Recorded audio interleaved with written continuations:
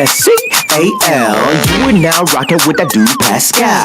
We be going wild, Haitian in the building, so original. Got the haters catching feelings. Get your hands up to the ceiling and keep them held high, cause St. Louis isn't ready. Forget about it, goodbye. Hold up, we just saying hi.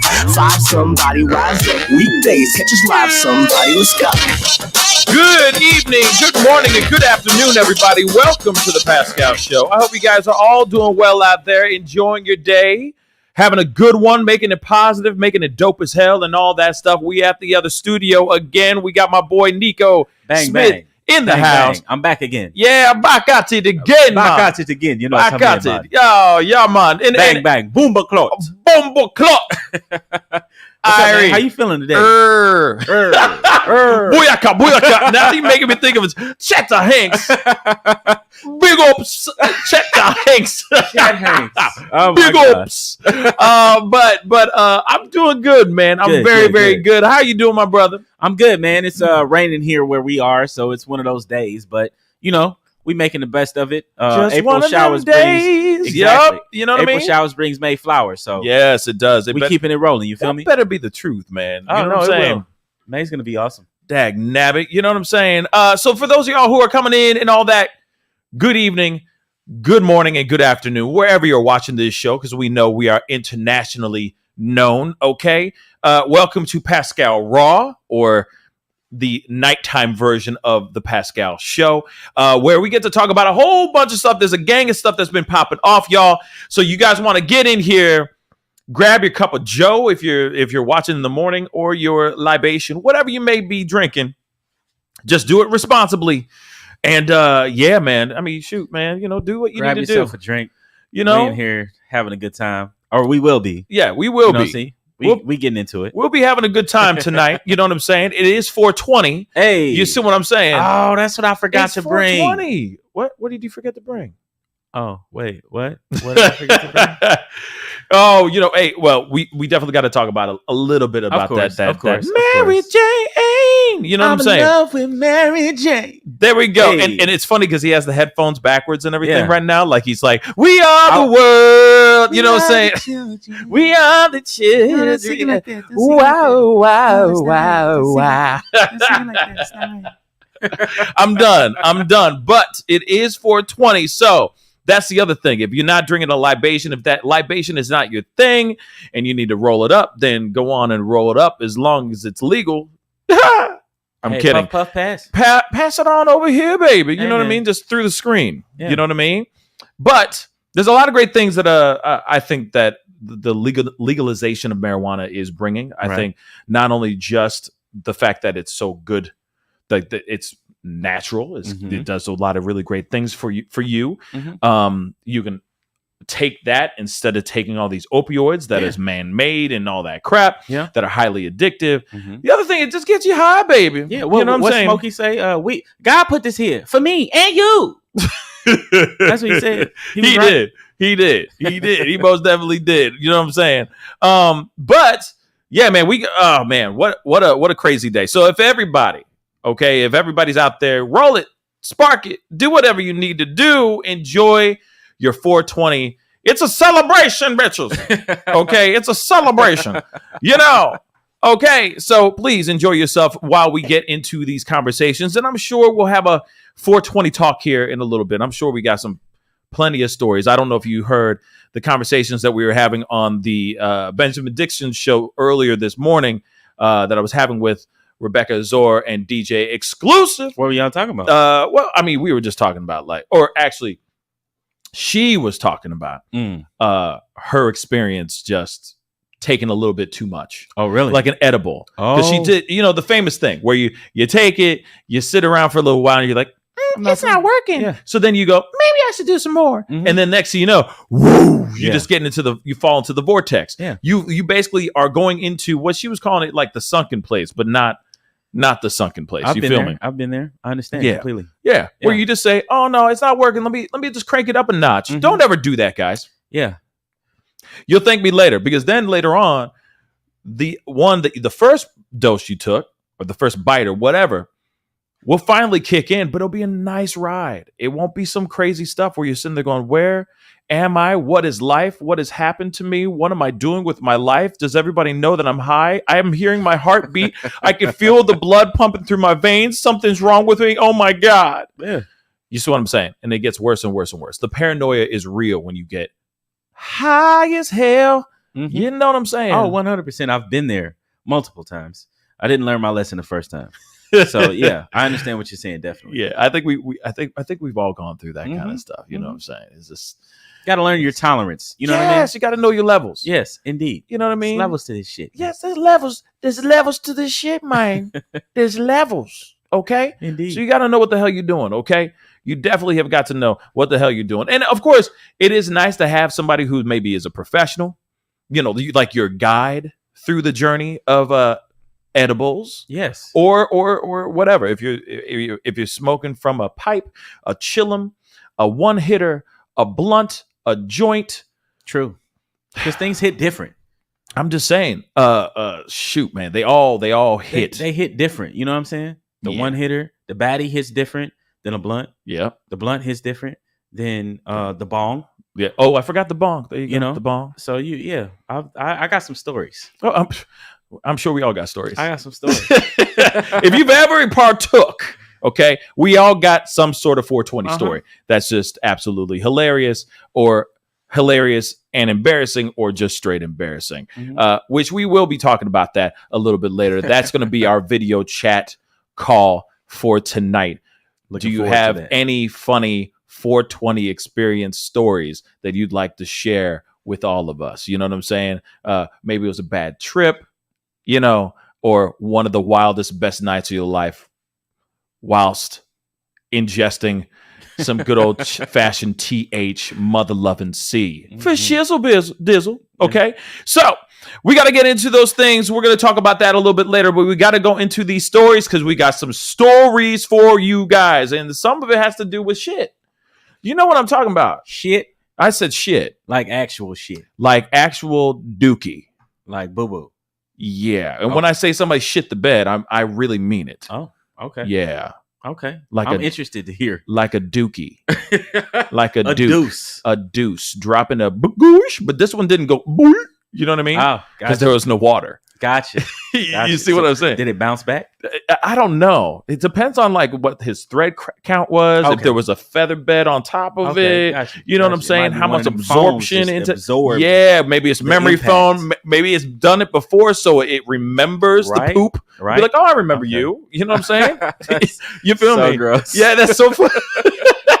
That's so messed up. We're gonna get into that conversation very soon, okay? But we got to get into our first story of the day. But before we get into everything, all right, if you're enjoying the ridiculousness in the conversation, please do me a favor, hit that like button down below. Just hit it. Just hit it. You know what I'm saying? Just hit it real quick. Get it past 100 likes for me real quick. I see a bunch of you guys starting to file in, and it would really mean a lot for you guys to be a part of the conversation and be a part of the show and help grow this show and get it out there. Okay. So please do me a favor, hit it past 100 likes. That would really mean a lot. And of course, if you haven't done this yet, you haven't hit the subscribe button. I don't know what to tell you. I mean, Nico, I don't even know what the hell. Subscribe. Come on, man. You know you want to. See? Hit that button. See? Let's go. See? We kick it. He kicks it all the time. I'm only here like Facts. 2 days a week, but you know we have a good time. He's never every here. Time, every time y'all come, y'all have a good time, man. Like, come kick it with us for real, for real. Come in the house, kick your shoes off, sit on the couch, smoke a blunt, have a drink. See? Come on, what I'm saying? 420. Subscribe. You know what I mean? Subscribe. See what I'm saying? See what I'm saying? You know, he's like that deadbeat dad that just comes in whenever it's convenient. You know what I'm saying? I said it. Hey. Whenever it's convenient. That's my son up there out on the court, dropping all those points on this team. You know what I'm saying? He shows up then, but when it's like, hey, the elector bill, where did he go? He gone. When it's popping, I come in when it's popping. You know what I'm saying? You got it rolling. And I came in and I was like, yeah. We did this. We did this. Yeah, we made this child. We did this together, son. Yeah. You know what I'm saying? But anyway, I digress. I'm going to hell. Anyway, speaking of that, so don't forget to hit that subscribe button. And of course, hit that join button. And of course, hit that Patreon. Check out the Patreon and all that. Patreon.com/The Pascal Show. And I also have that Cash App. I'm sorry I have to say that, but we got to make the We gotta survive. Watch that ticker as I just do that. See, there's the Patreon. Okay. And then there is that Cash App. I'm just letting you know, just a shameless plug. You know what I mean? Papa needs a brand new pair of shoes. You know what I'm saying? So just let me know. Okay. So, and they don't have to be great. They could just be Chucks. I'm kidding. Anyway. Wow. Yeah, I love Chucks. What are you talking about? I'm wearing Chucks right now. I'm wearing Chucks right now, bro. Chucks are my favorite. Black on black on black Chucks. Black baby. on black on black on black on black on black on black. Chucks. Shout out to Converse. Yes. Classic stuff. Yes. And shout out to the circa 1980 something. We are the world. You know, with Nico right there. Just still holding his headphones in like. We are the world. Make a better day. So let's start. No. Do it again. Quincy, turn my mic up. I'm done.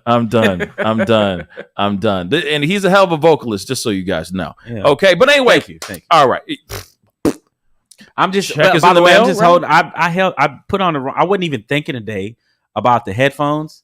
And I was like, you know what? I'm going to get on the show. I'm going to rock the fedora today. I haven't done the fedora yet. Yeah. But, you know, if I put it on. No, you're going to disturb. It don't work.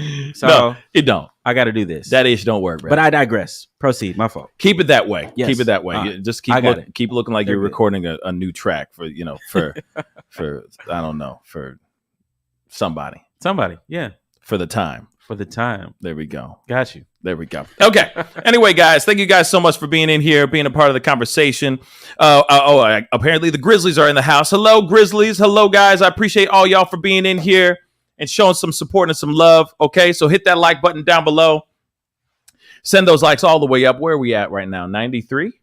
93 likes down below? It's popping. There we go. Good. Yay. Yeah, yay. And then share the feed. Let people know about this show, baby. So wherever you're watching the show, hit that like button, hit that subscribe button. Let's get into these conversations. Okay, first topic of the day. We have got to talk about the infamous people. I'm sorry. I know a lot of y'all, people are going to like, I'm so tired about talking about these two dang people, Jada Pinkett and Will Smith. But apparently... Who? Oh, Negro, yeah. What do you say? Man? I forgot. Come on now. You're like, who that? Who that? Jada. Will Smith. I've never heard of them before. Yes. So here it is, though. Now, there's a lot of speculation going around saying that Will Smith is set to divorce Jada Pinkett. Now, here's the thing. This so far is just a rumor. Sources are saying this. It's not like he's gone in and filed anything. He hasn't gone and seen his Esquire and made sure his Esquire writes out this whole big ass multi-billion dollar divorce type of thing. That's just so you know. Okay, we don't have. This is all just people talking about this. Okay, because right now he's in some. We've talked about it before, but he is in some luxurious rehabilitation center working on stress. And yeah, I know I made jokes about it before, or, you know, me and Nico made jokes about it before, but in all seriousness, yes, anybody who is looking to work on their mental health so that it doesn't turn into something worse than just a slap on an international stage, then I say go for it. Do whatever you need to do by any means necessary, especially if you had the green. If you got that monies, do what you need to do, okay, and do the right thing. And so I do think that it is good that he is there doing what he needs to do. But the thing is, though, during this time, as of today, Jada Pinkett Smith has come out with a new trailer for her show, Red Table Talk. And people are really upset about this. People are tripping about this, bruh. People are mad about her doing debuting this brand new thing. They got a whole bunch of people on it, which I'm going to be talking about here in a second. But go ahead. Why would they be mad? What are they mad about? What are they mad about? Well, maybe the fact that her husband is somewhere in the middle of the desert doing yoga and breathing exercises to work on his stress. And that instead of her actually, I think there's people who are upset because they think that she's not standing by her man. Okay. And she's going, let me capitalize on this wave. Let me catch this wave real quick. Now, I will say this, though, too. Let's keep it straight funky, y'all. And let's be logical here, too. Yeah, you think straight funky is funny? Oh, no, I'm with you. Okay. Yeah. I'm like, yeah. Okay. Amen. Preach. All right. Proceed. Can I proceed? Proceed. You sure? 100%. Bet. Anyway. My fault. Our fault. Go ahead. You right, though. Keep it funky. They want to hear you keep it funky. Shut up. All right. Okay. So here's the thing. Let me keep it straight funky, though. And actually, X out the funky. Let's just be logical here, ladies and germs. Who's to say that she already shot all this stuff way before they went to the Oscars? So instead of everybody going and like just going nuts and going, oh, how dare she put out this stuff? Yes. Maybe the timing isn't great, but it's not like she just said, oh, snap, we need to get in this room and shoot all these episodes right now. This whole situation happened, what? A month ago? Yeah. It was about a month ago, right? Yeah, not long ago. Yeah. So how would she have time to crank out all these interviews? Everything from Kim Basinger to Monet, Janelle Monet to, there's just a gang of people. I think Wale is in there too, maybe? I don't know. I've only seen the trailer once. But people are tripping over this. And I'm going, well, she got to put it out sometime. If she decides to put it out 6 months from now, it'll probably be too late. And also, let's also be logical about this. What if she has a contract set out with Facebook Watch where they say, you ain't going to secure your $1 million bags or millions of dollars, millions of bags if you don't put this out in a timely fashion. If you sit because you're worried about the wake of the slap and all that stuff, you're going to lose a lot of money. So they had to jump on it. Yeah. So we have to play that other side too. We got to play the other side of the fence. But a lot of people are very upset about this because they're saying, oh, she's just using this to try to capitalize on that ass. But Nico, what are your thoughts on this, man? So I think they definitely had plans for what season is like this, the 5th season or something like that? Man, I don't know. I think it's like the 5th season or something like that. So I think they shot a lot of that. The first guest, I believe, is Janelle Monáe. But what we're talking about here, I think, is I don't think she came on and said anything. They just put like some words up on the screen like before the first show was going to air.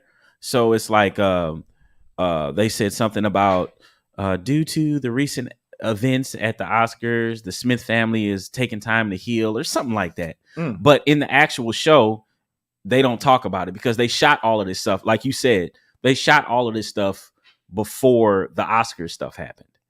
So, but putting that little thing up in the beginning of the first episode, I understand why people are like, well, she's trying to capitalize off it. But at the same time, you can't not say something about it, right?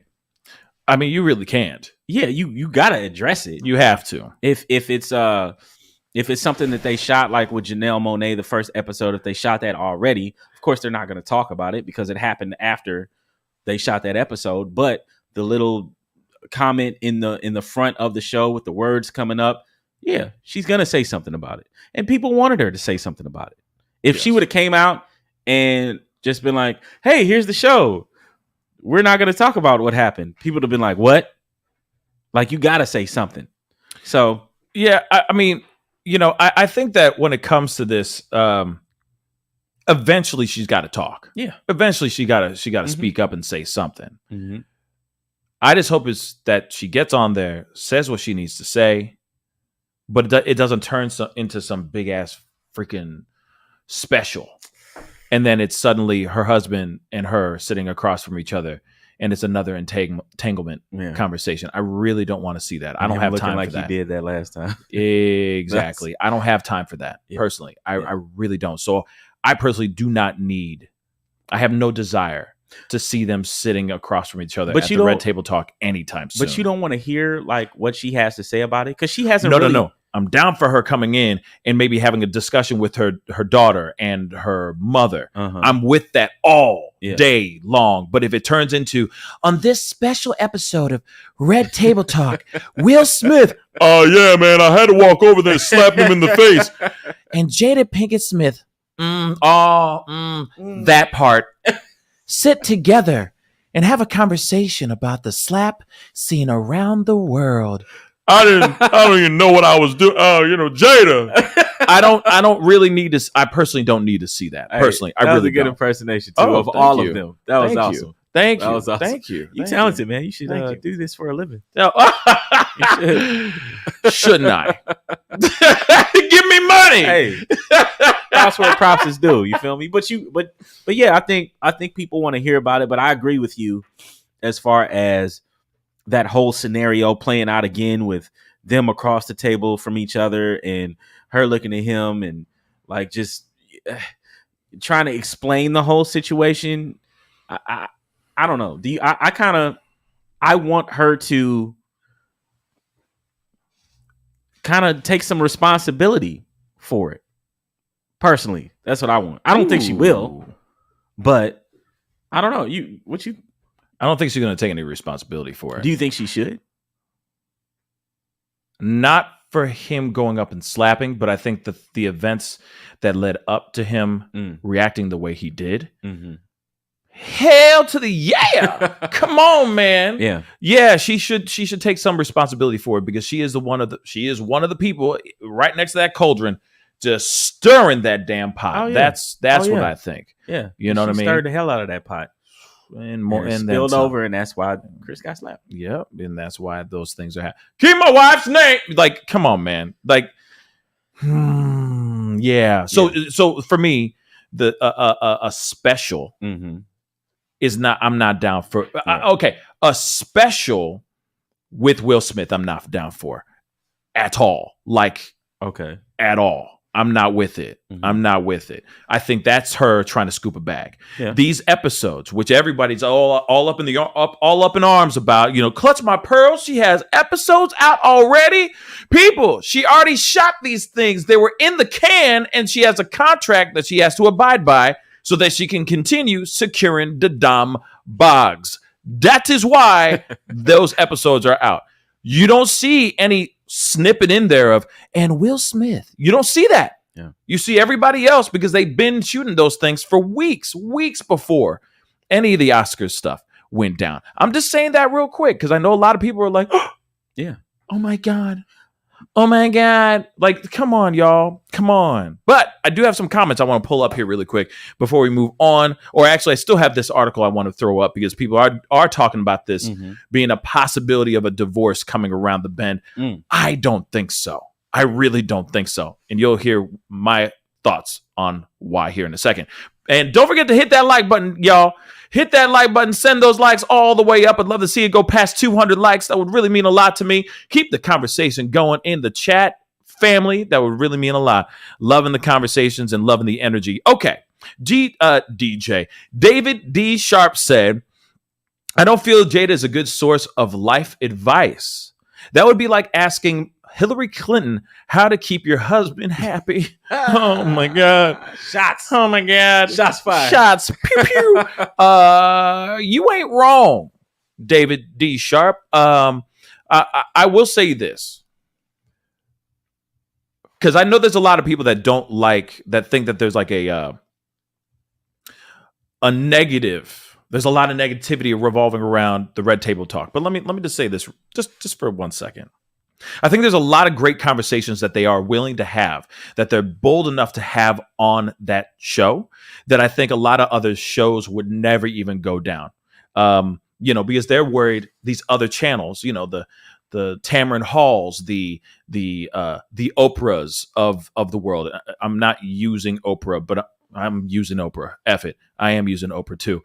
They're not willing to have those conversations because they have big bags telling them what they can and cannot talk about. They get paid by a large conglomerate or huge higher ups that basically say, you can talk about this, you can't talk about that. One thing that they have, one of the things that Jada Pinkett has and her daughter and her mother have is freedom on Facebook, the internet.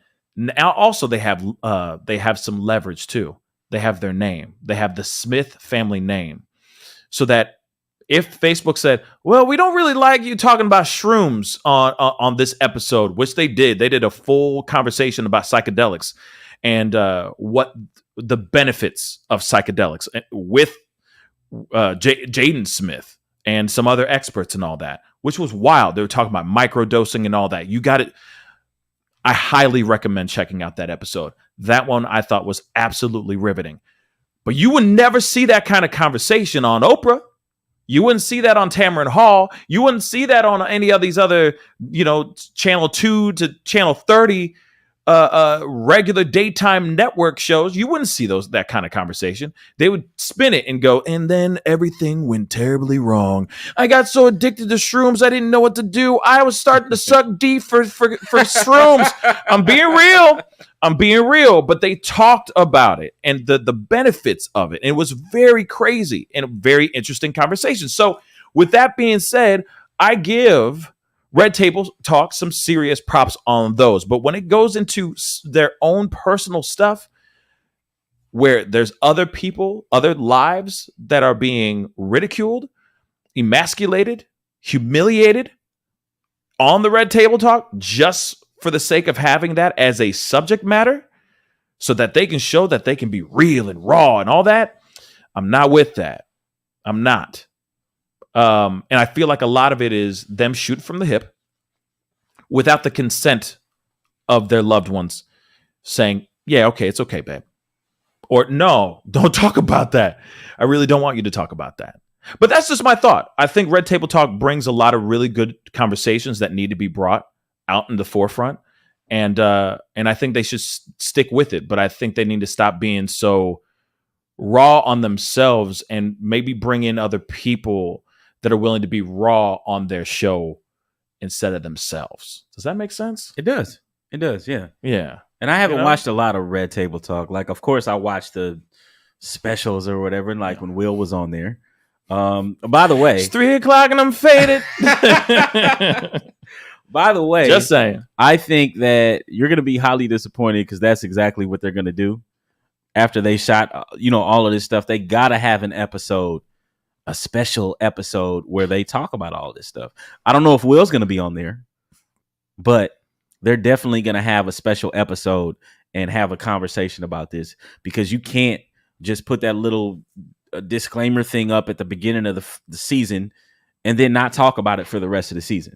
They're definitely going to have a conversation about it. And I think everybody except Will probably be there. It'll be Jaden. What's the daughter's name? Willow, Jada, her mom. I think it'll be all of them because, of course, people were also upset about what Jaden said on Twitter or whatever after the whole thing happened. So, yeah, I think we're going to see that eventually. I see what you're saying. I do agree. It's wishful thinking. Right. Mm-hmm. I have hopes that we don't have to deal with that BS, that we don't ever have to see what I just did earlier, the whole enactment. Yeah. On this episode, on this special episode of Red Table Talk. And then it's all this. That part. That part. Just saying. I'm good on it. But let's get into this article really quick. Yeah. Okay. Real quick. But Will Smith and Jada could have one of the ugliest divorces in showbiz history after the Oscars slap. Okay. So Will Smith and Jada could have one of the ugliest divorces in showbiz history after tensions grow between the pair. This is all alleged here, but they're saying that there's tensions growing between the pair following the actor's controversial behavior on the Oscars last month. The 53-year-old actor has been banned from the Oscars for 10 years after storming the stage. We already know all this BS. Okay. But Jada, moving on. Let's move on. Public opinion was delivered over what had happened, but now it appears that tensions are high between the couple behind closed doors. How's the tension high if he's, God knows how long he's going to be in this rehab, right? In this rehabilitation center. but I'm assuming he's going to be there for like 3-4 weeks at least, right? So he can get through whatever he needs to get through, right? So how is tensions high if he doesn't have real contact with his fam right now?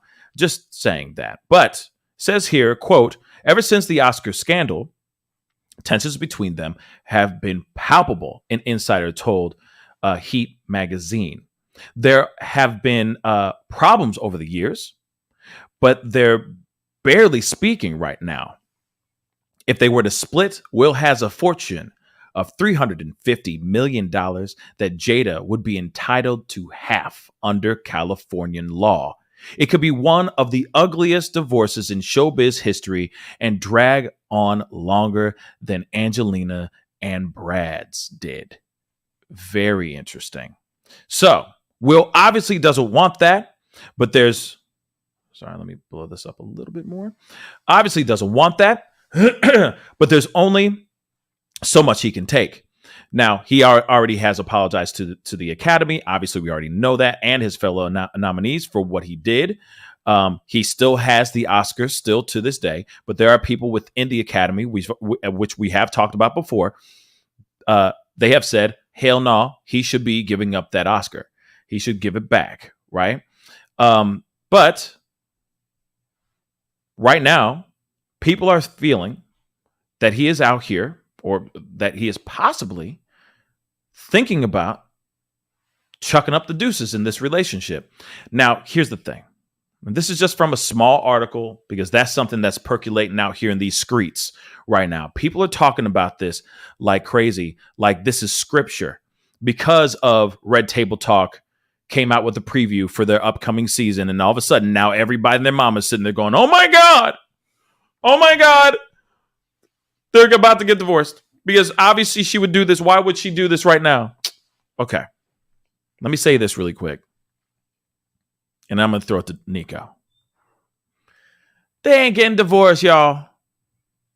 They ain't getting divorced. Hell no. Or at least they're not getting divorced once he walks out of rehab.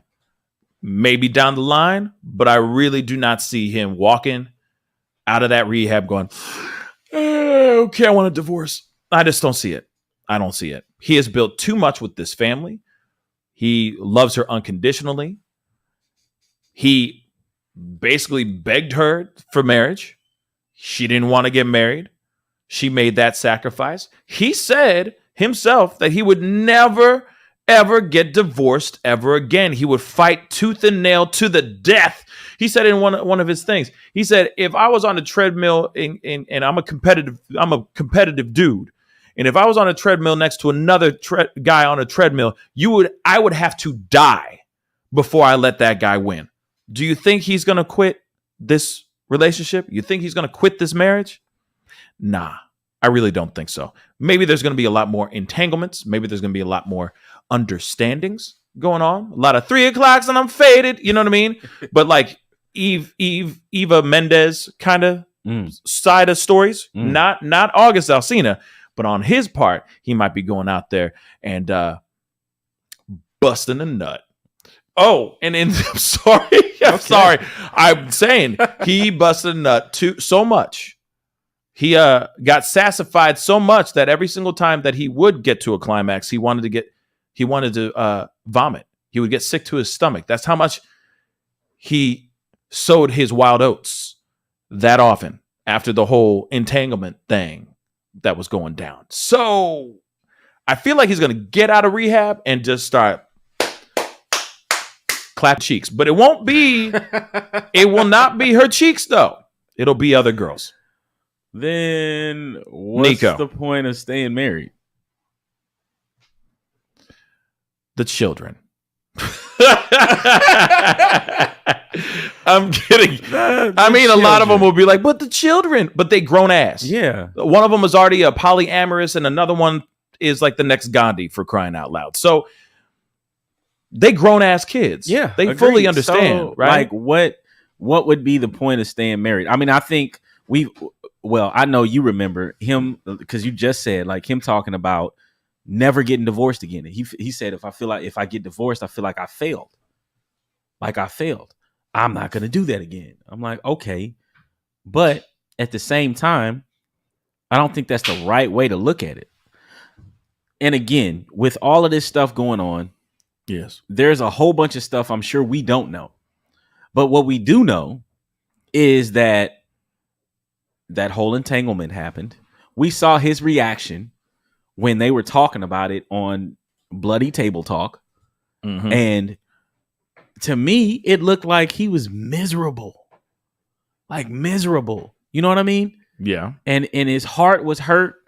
So I don't know, as a man, why you would continue to put yourself through that.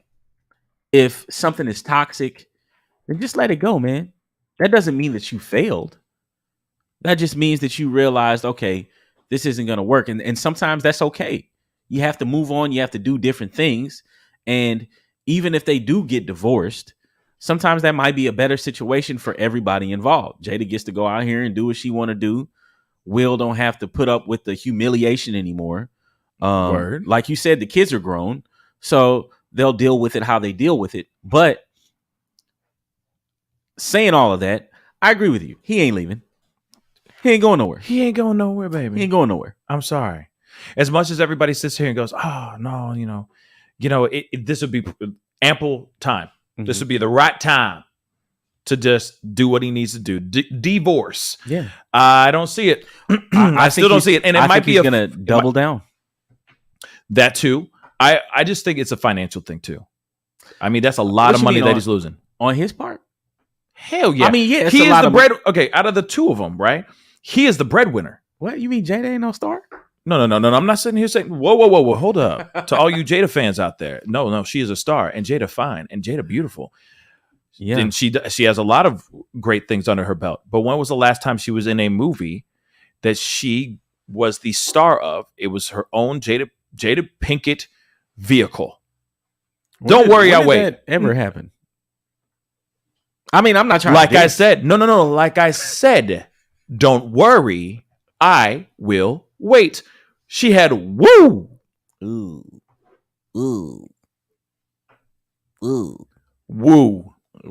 Demon Knight. These are just movies I remember off the top of my head. Was Demon Knight Jason's Lyric? Oh, okay. But that wasn't really her vehicle.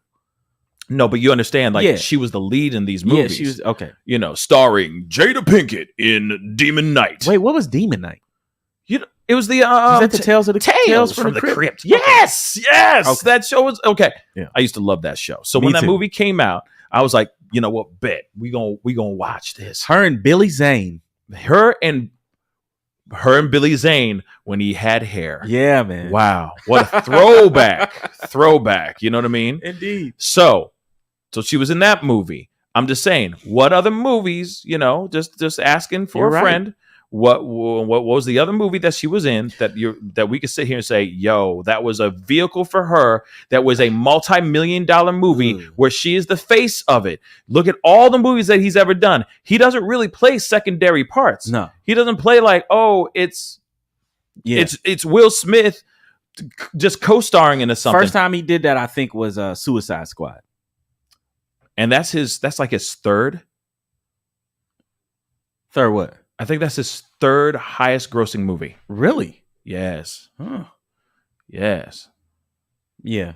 Well, wait, what did I say in there? Wait, I think I messed something up. Hold on. I got a poll going on. Oh, snap. What? I need to edit this poll. Hold up. I'm ending that poll. I'm so sorry, guys.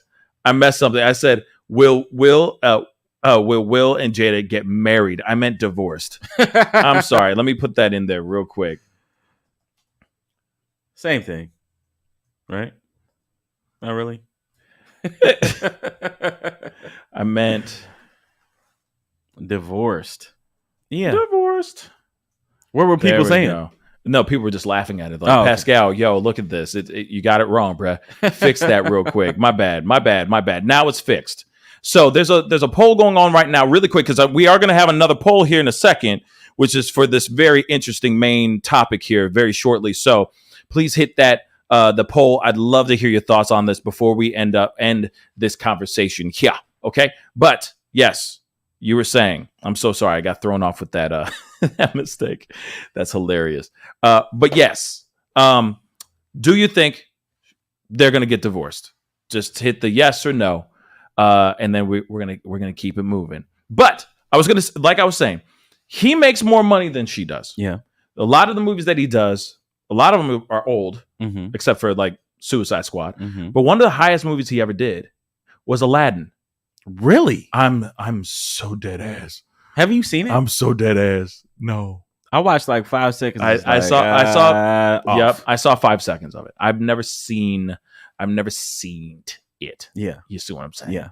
I once I saw like the poster, I was like, no. Mm-hmm. But then one of his other ones is Independence Day. Oh, Independence Day is a classic. Yeah, that's a great one. Another one is Suicide Squad, mm-hmm. where he's kind of not the lead, but he's kind of in a group ensemble cast. Yeah, where everybody's the lead. But what I'm saying is, last time he was in a movie where he just played, he had a 5-liner. Mm-hmm. He was had a day role. He came on, he did his thing and left. Tell me. Do you remember? Exactly. No, you don't have the answer. You don't have the answer. There was a movie with Whoopi Goldberg. What's my guy's name from Cheers? I think Ted Danson. Ted Danson. You remember what I'm talking about? That movie? Nia Long was in it, I think, too.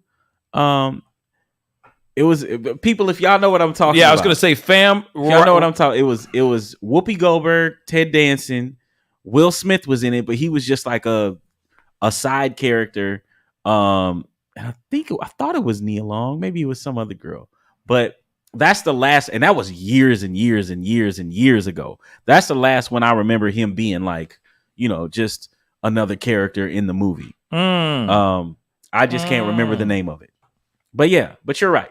He's been a superstar ever since Independence Day. And compared to Jada's theatrical career, yes, not taking anything away from it, because she was in Matrix, right? The second one.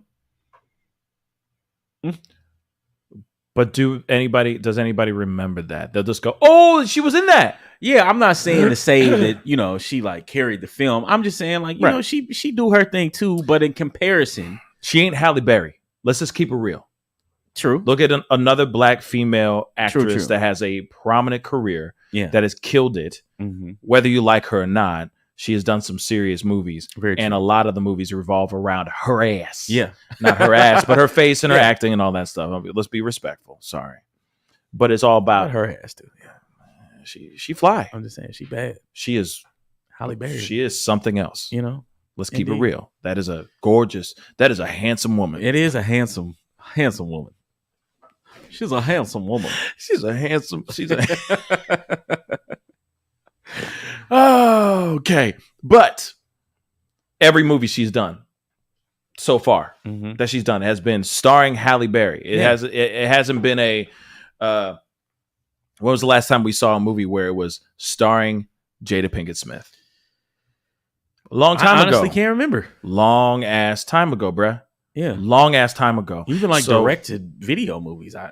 I'm just saying she doesn't really do much. She doesn't really do that. Yeah. And maybe she put her career on the side to make sure that her husband she could child rear. Yeah. Raise the children. Yeah. Be a mama. Uh-huh. And I respect that if that was the choice. Or Hollywood wasn't feeling her acting chops. Maybe that she just didn't have the chops that she needed.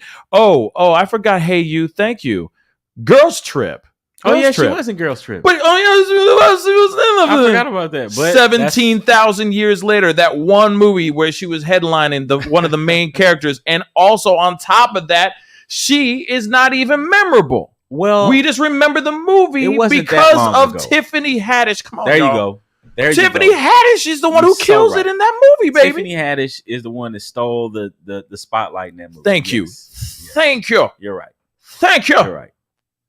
Rest my case. Damn. You know what I'm saying? Mm-hmm. All I'm saying is you see the movie and you're going, oh, this is going to be hilarious. It's going to be fire, blah, blah, blah. I'm sure Jada's going to be great in this. And she plays her part. Mm-hmm. It's just that you know what I mean?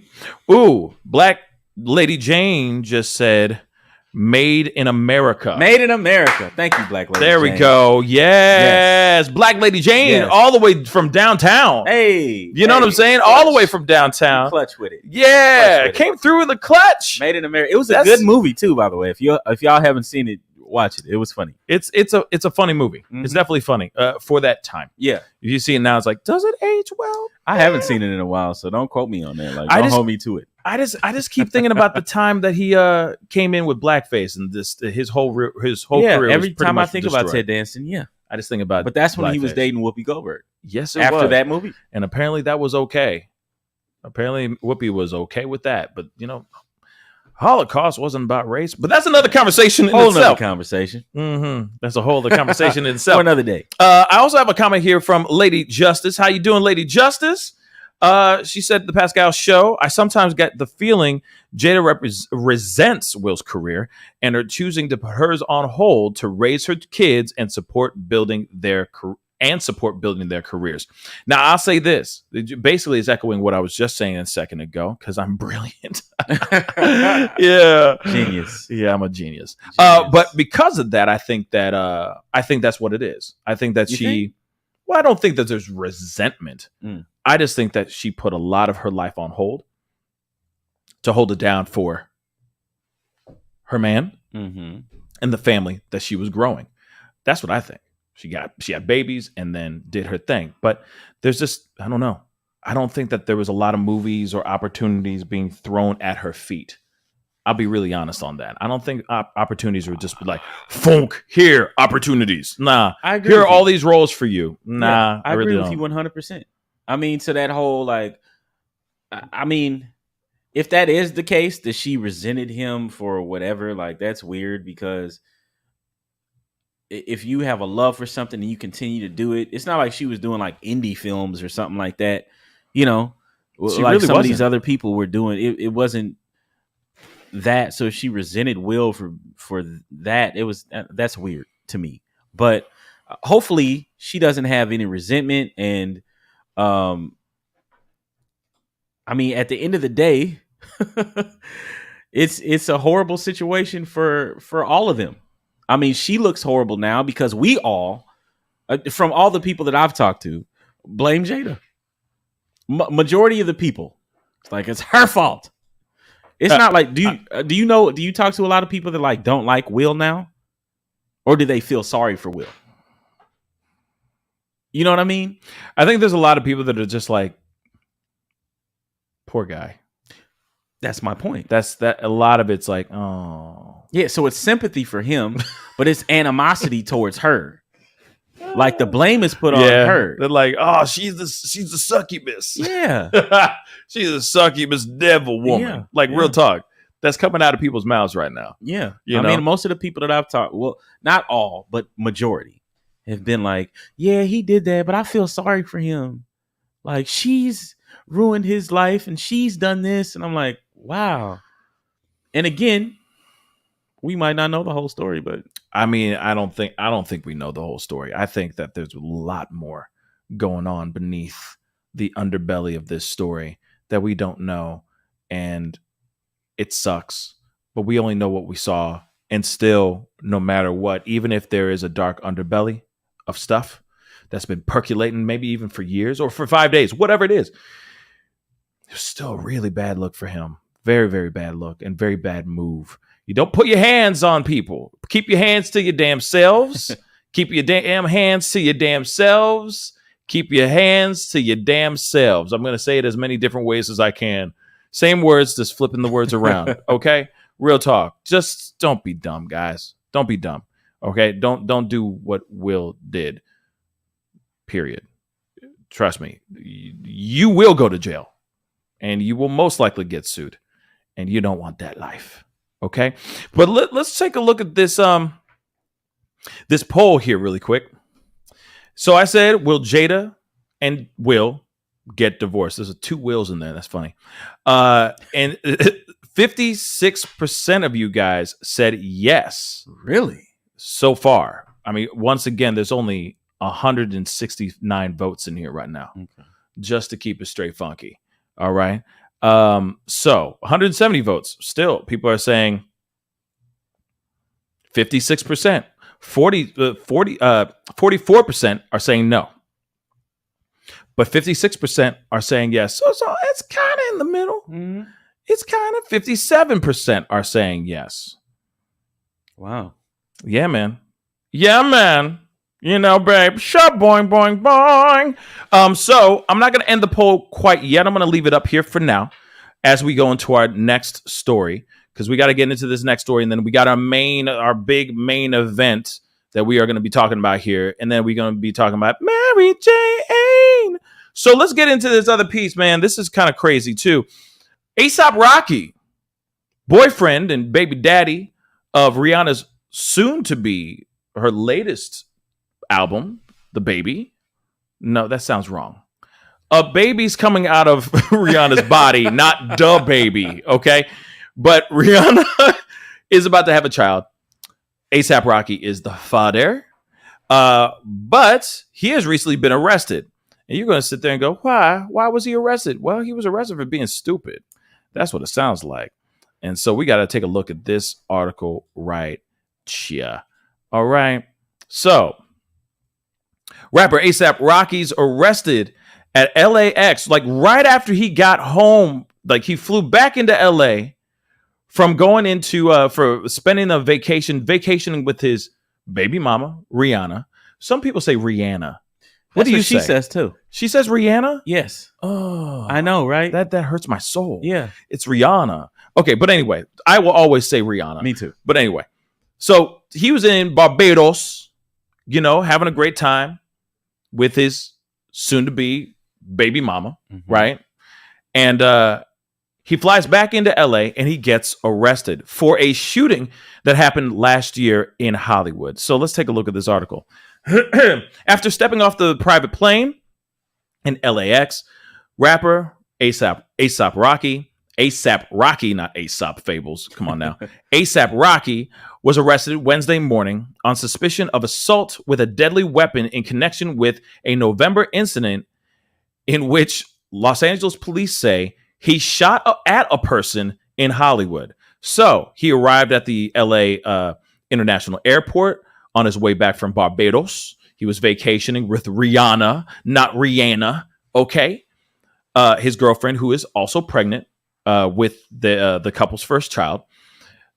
His real name is Rakeem Mayers, was taken into custody by LAPD Robbery Homicide Division and booked on the suspicion of assault, according to LAPD Captain Tippett.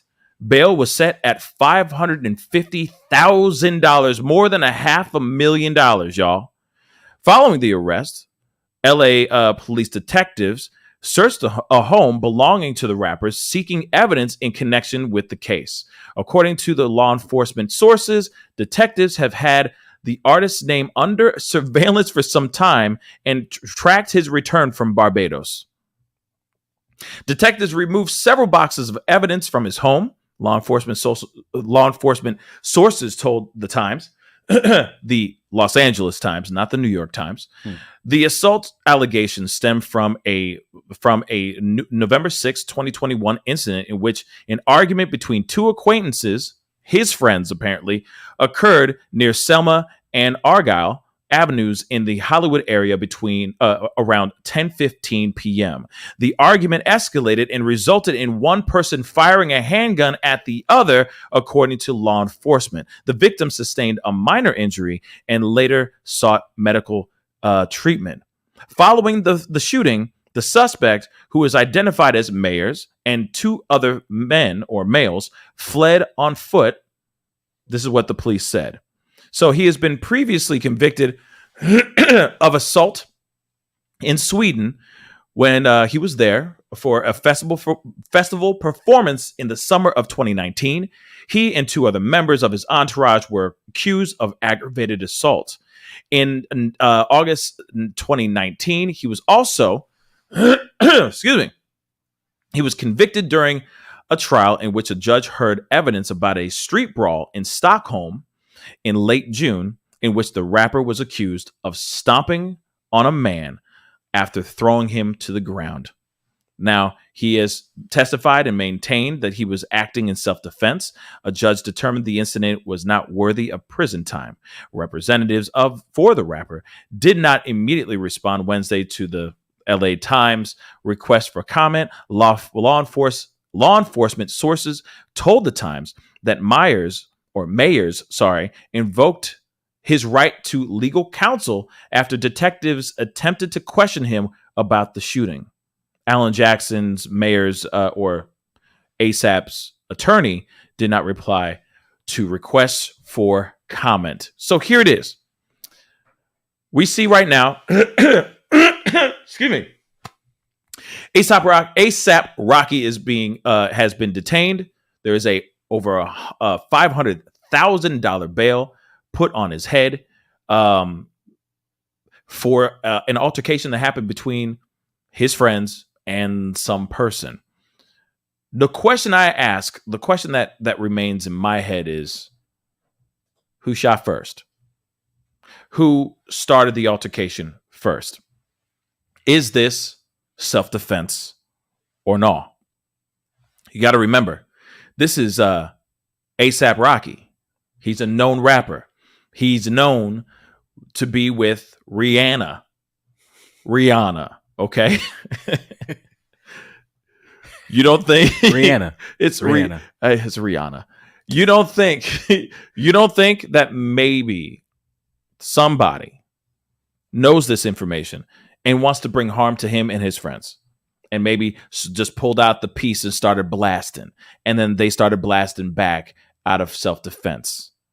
I'm just saying, there's still pieces here that are not fully explained, haven't been fully fleshed out. But Nico, what are your thoughts? I agree with you. You got a target on your back when you're, out here in the public eye, and he's a rapper. That whole stuff that happened with him, what was that? Was that Sweden? In Sweden. And he did get arrested and stuff, right? Like, he was there for a minute. Didn't he have to get Trump to help get him out? I don't remember. I don't remember. I remember it being a whole thing, and the dude kind of provoked it and got his ass beat for it, deservedly so. So in these types of situations, first of all, the $550,000 ain't nothing. Rihanna is a billionaire. I'm sure he was out. Rihanna is a billionaire, and I'm sure he was out in 10 minutes. Secondly, bro, stop shooting. You up here in, in the spotlight. You got security for that. Drake said it. We don't keep it on us anymore. It's with security. You don't have to shoot no more. Stop doing that. Let security handle that.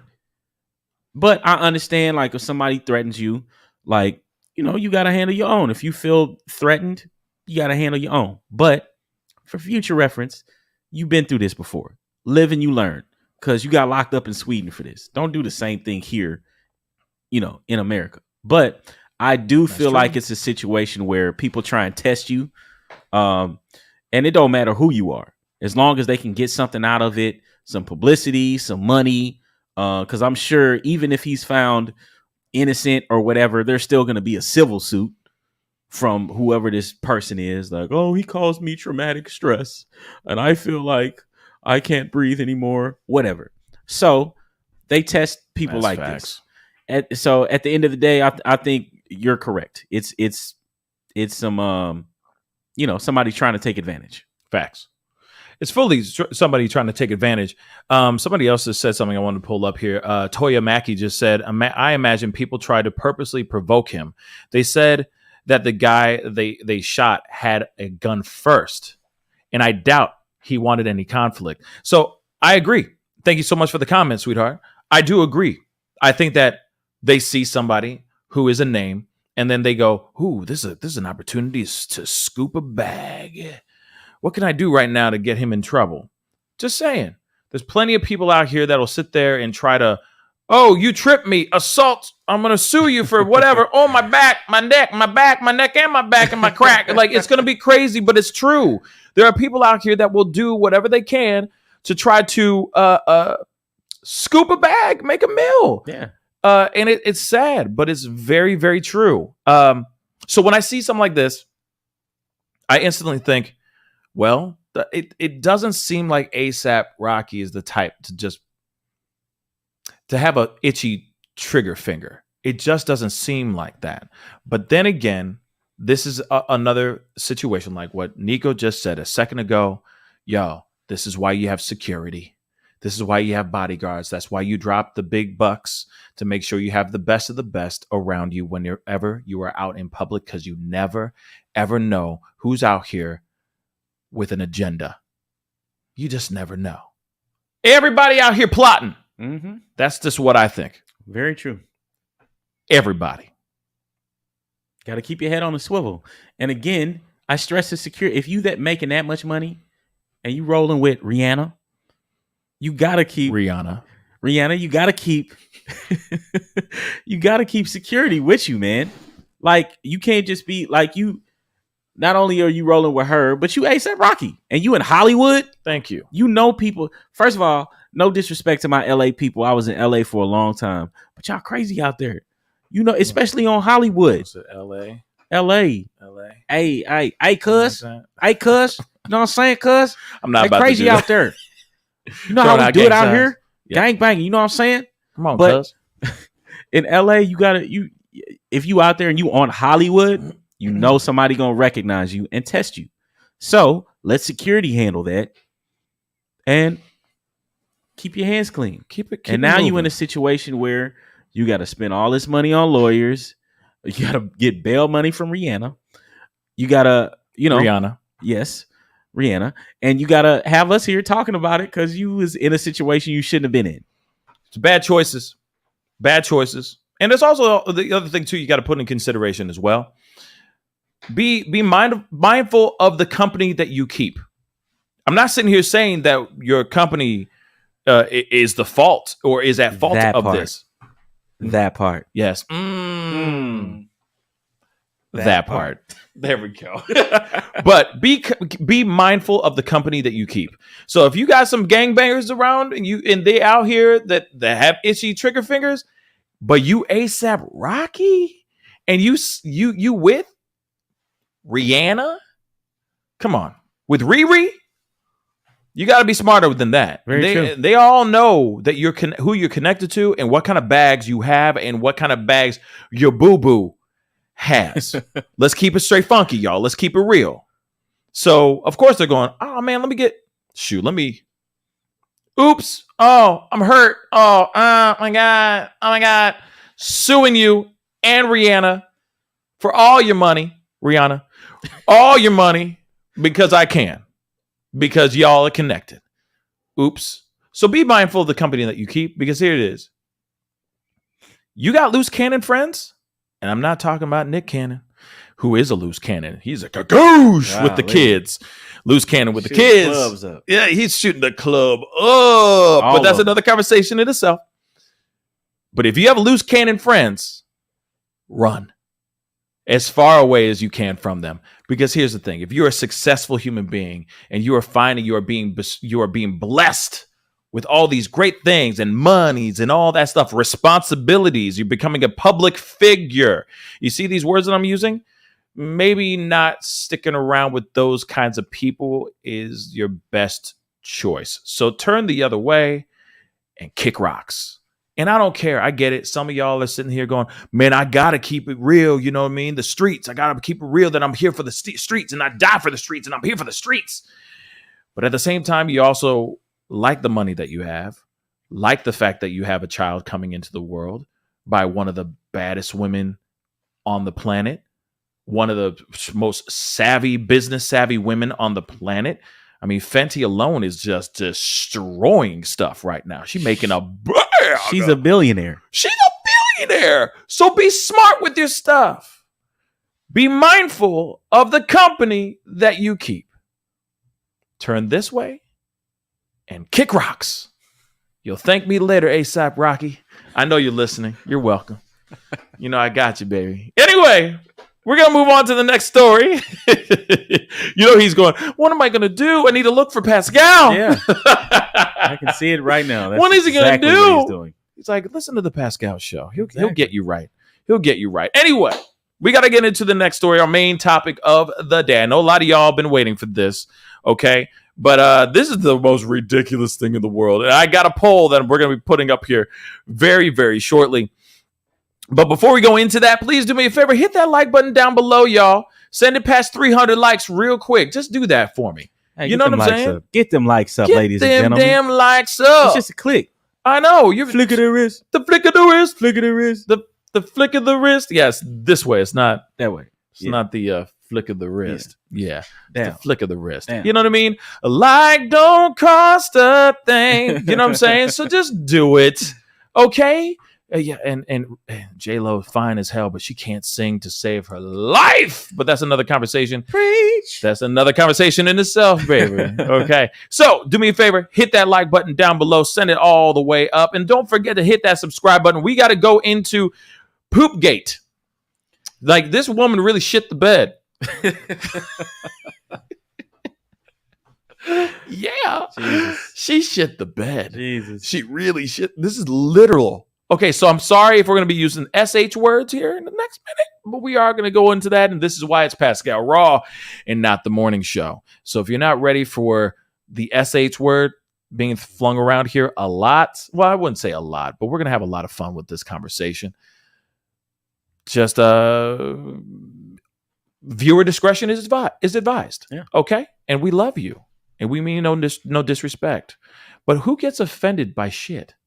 No, I'm saying like the act of shitting, the poop, dropping a deuce, dropping the kids off to the pool. Yeah. What's other phrases? I mean, I don't, and if somebody's offended by this, I don't even know what to tell you. Yeah. Then go somewhere. Everybody unfollow me. You know what I'm saying? Everybody poops. Everybody poops. Sometimes. You're supposed to poop every day. Yeah. Okay. Some people poop multiple times a day. Yeah, that's good for you. That's good for you. You're supposed to. That is good for you. If you're not pooping multiple times a day, check your bowels. If you are not defecating on a normal basis, you need to go talk to a doctor. Yeah. That's all I'm going to say. Something ain't right. Or eat fruits.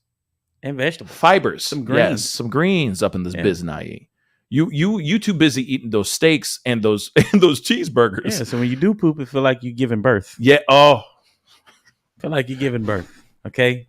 Get some greens in your life.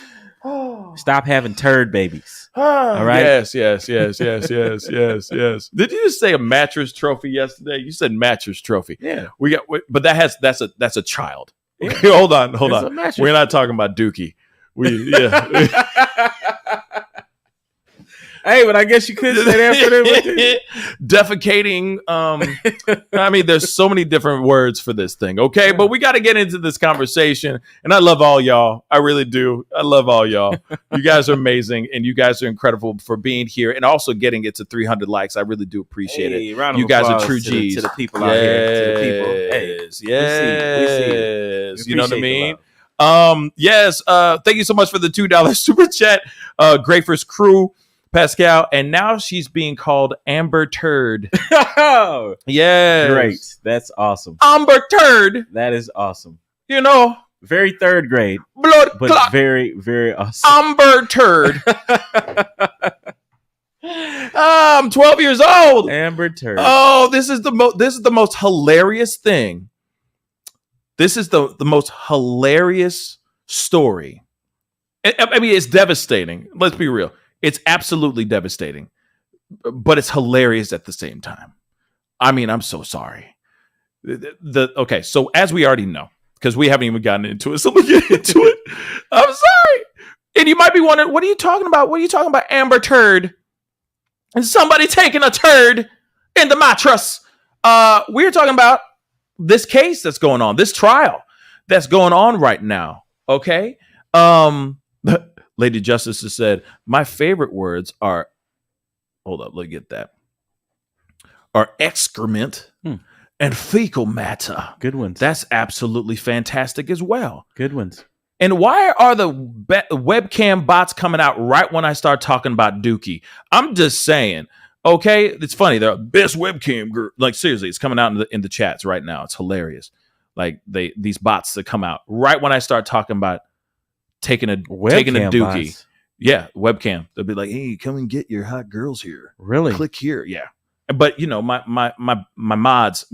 Oh, they shut it down. They got it on lock. I ain't worried about that. I'm scared. I'm scared for them. Shout out to Ner. You know what I mean? Shout out to Ner and Lady Justice and Debbie and everybody else that's in here. Let's keep it real. I know Justice, you only know. I gotta meet everybody else. Hello, you about to meet everybody? I know. Chill, man. Chill. I know. I'm new. We talking about shit. Okay. Can we talk about Let's get back to the shit. Shit. We're gonna get back to the shit. Shit. Damn. Okay. Shit. Shit. Shit. Shit. Shit. Shit. Shit. Let's talk about it, okay? Somebody needs to clip that. Somebody needs to clip that and just do that and repeat. Oh, God. Okay, so we're back here, okay? Johnny Depp and Amber Turd, okay, are in this really big lawsuit, $100 million lawsuit. We've talked about it before. We're talking about it now, okay? And we got to talk about this, y'all. So he was taking the stand over the past 2 days. He was up on the stand testifying. You know what I mean? Testifying, okay? And telling his, some people will sit there and say, this was not. Some people will sit here and say that he was putting on an act because he is a good actor. And some other people will sit there and say that this was him pulling out his truth and getting everybody to know what's going on. I didn't mean pulling out. I already knew. You see, this dude is 12 years old. As soon as I said pulling out, he's like, I want to say something, but I don't want to say it. I can't help it. I'm sorry. It's okay. It's okay. I still love you. Jesus still loves you too. Remember that. Anyway, so he was testifying. He was telling his truth, his own version of his side of everything. And today was day 2. Isn't that funny?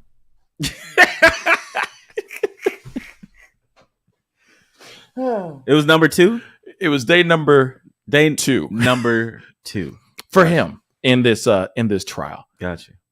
Yeah, when he took day 2 of being on the stand. Mm-hmm. So, gotcha. Okay, so there's a whole bunch of stuff that's going on.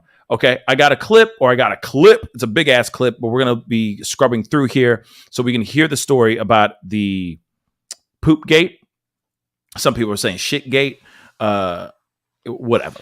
Okay. Amber Turd, all that stuff. Well, we do have an article that we got to get into here really quick. You're careful. You just hit my camera. You good? Oh, no. Of course you did.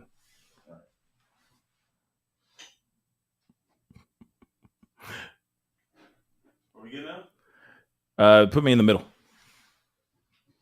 Or move the chair. Move the chair real quick.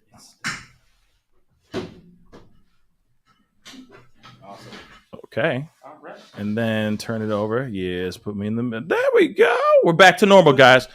Whew. Okay. I got to figure out how to put these without these chairs hitting these dang things. Okay. So I got a couple articles we got to get into. So let's get it popping. Okay.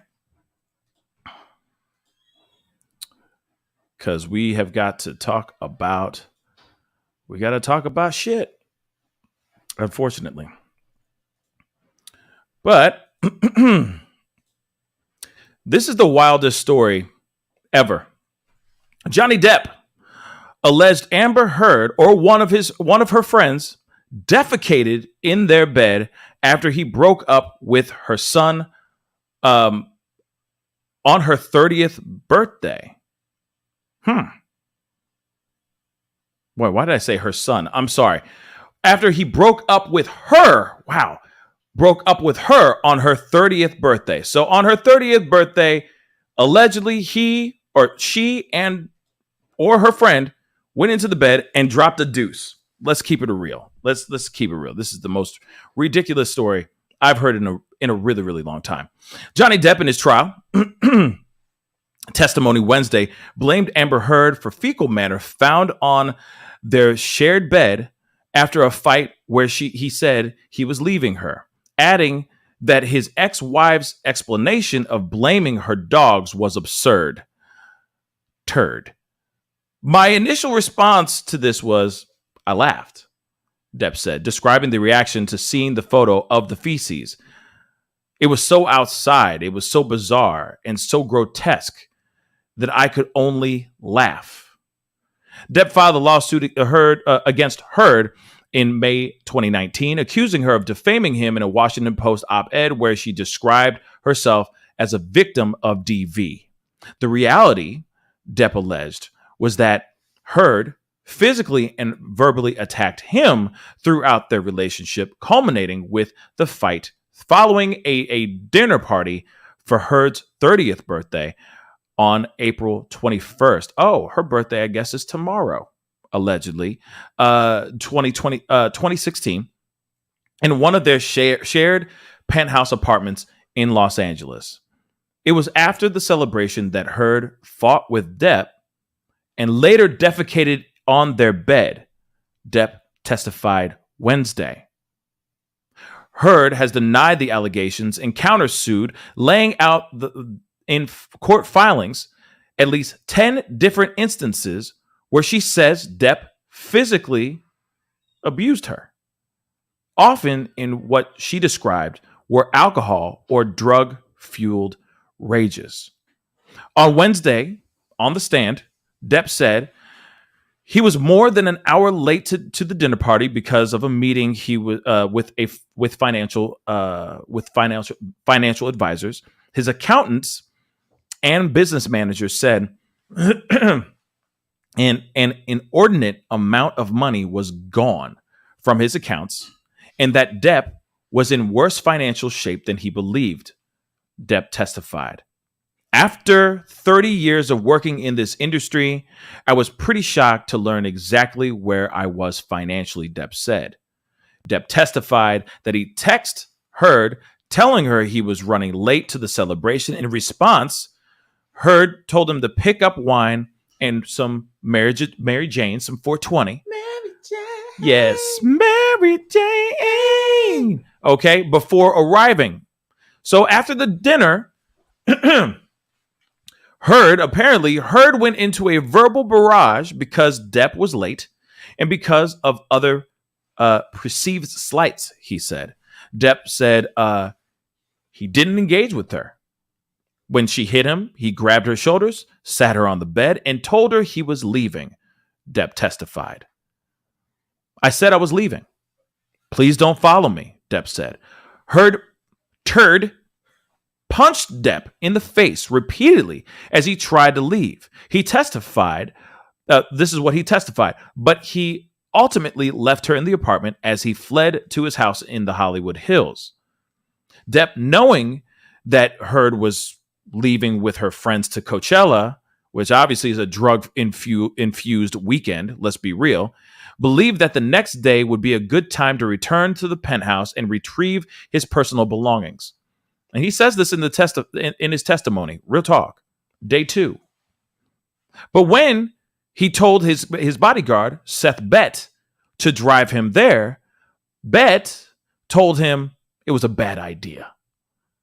Bett showed Depp a photo that was sent by his housekeeper. It was a photograph of my bed, of our bed, and on my side of the bed was human fecal matter. Okay. Yeah.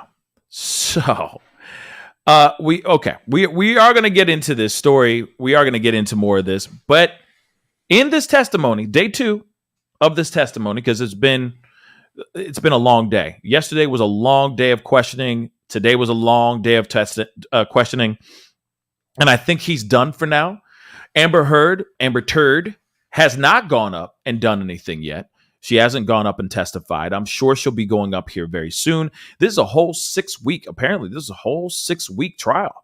So they're going to be in here talking and doing all kinds of crazy shit for a long time. So we'll see what happens here. But this is a crazy situation where this does not work for me with Amber Heard. Because I know there's a lot of people out here that are team turd. I'm sorry, team herd. Okay. I know that there's a lot of them that are out here that are just like ride or die. You know what I mean? That they're all part of the Me Too movement. And I get that. But this situation's poo. You see what I'm saying? Any other woman that's come out and said, Me Too, hey, I'm with you. And I'm so proud of you for being so strong and coming out and being truthful. But this woman, this feels like a full-on lie. And when you start to hear more stories of this, of his testimony, and it's long and it's slow because he talks really bloody slow, yo. Like slow. How slow? Like he talks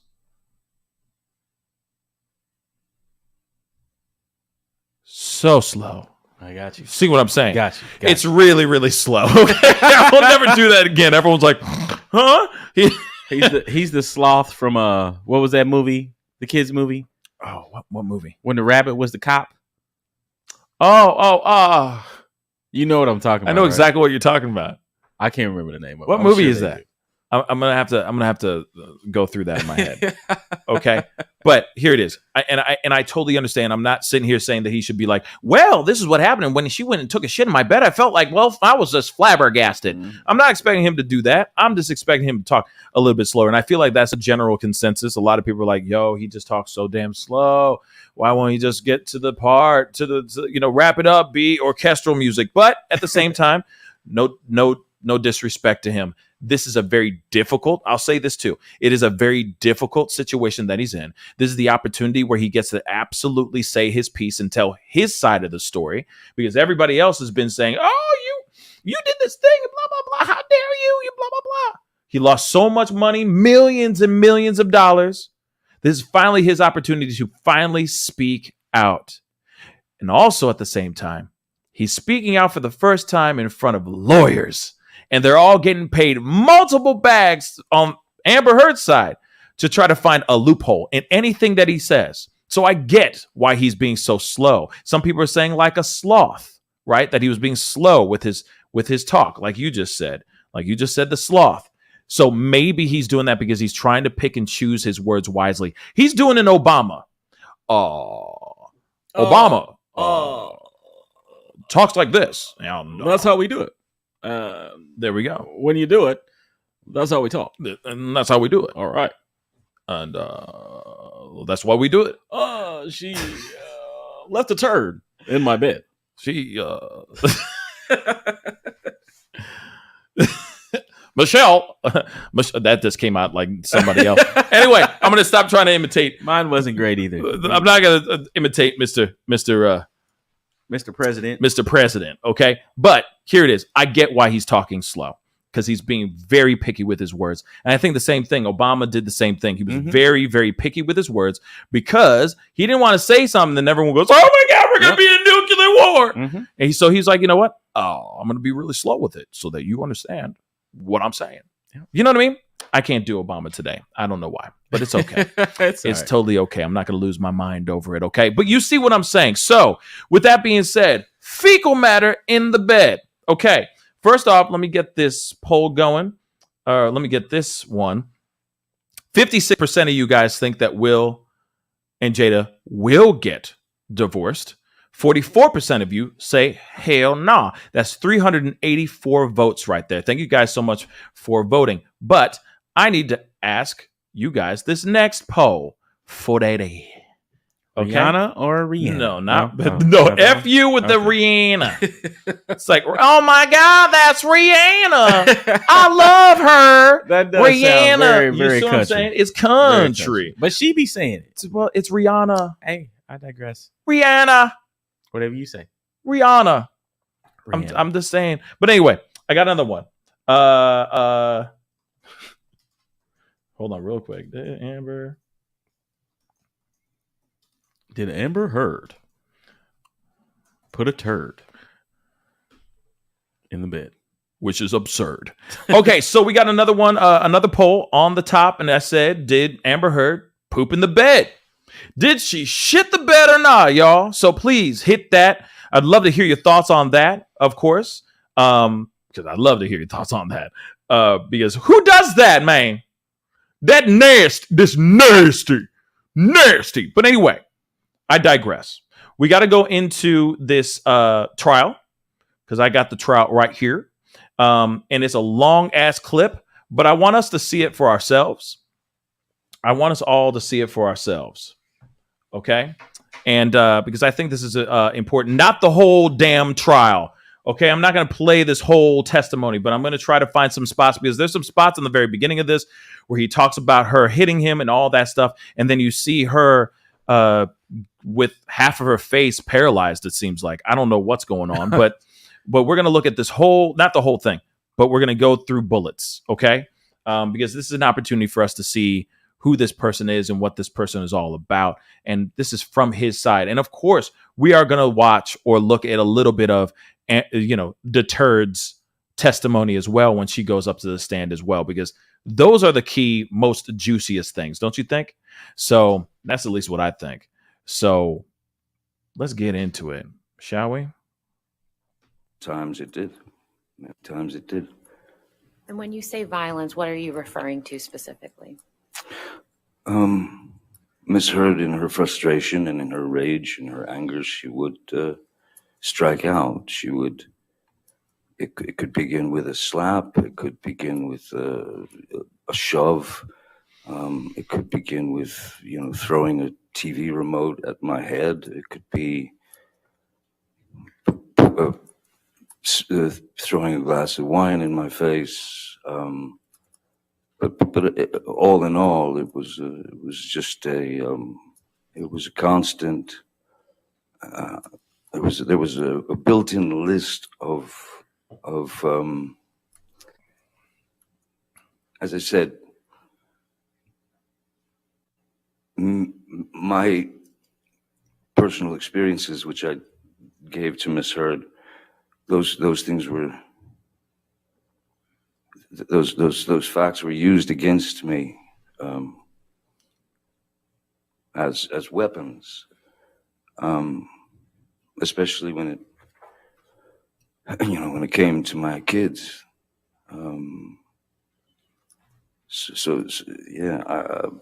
I did. There was no need for it. There was no need for it. Too many lines were crossed. You couldn't see the lines anymore. You mentioned that Miss Heard would use information you gave her against you like a weapon. Can you explain that a little bit? I'm gonna go into the commercial break. Gotta love that. Come on, guys.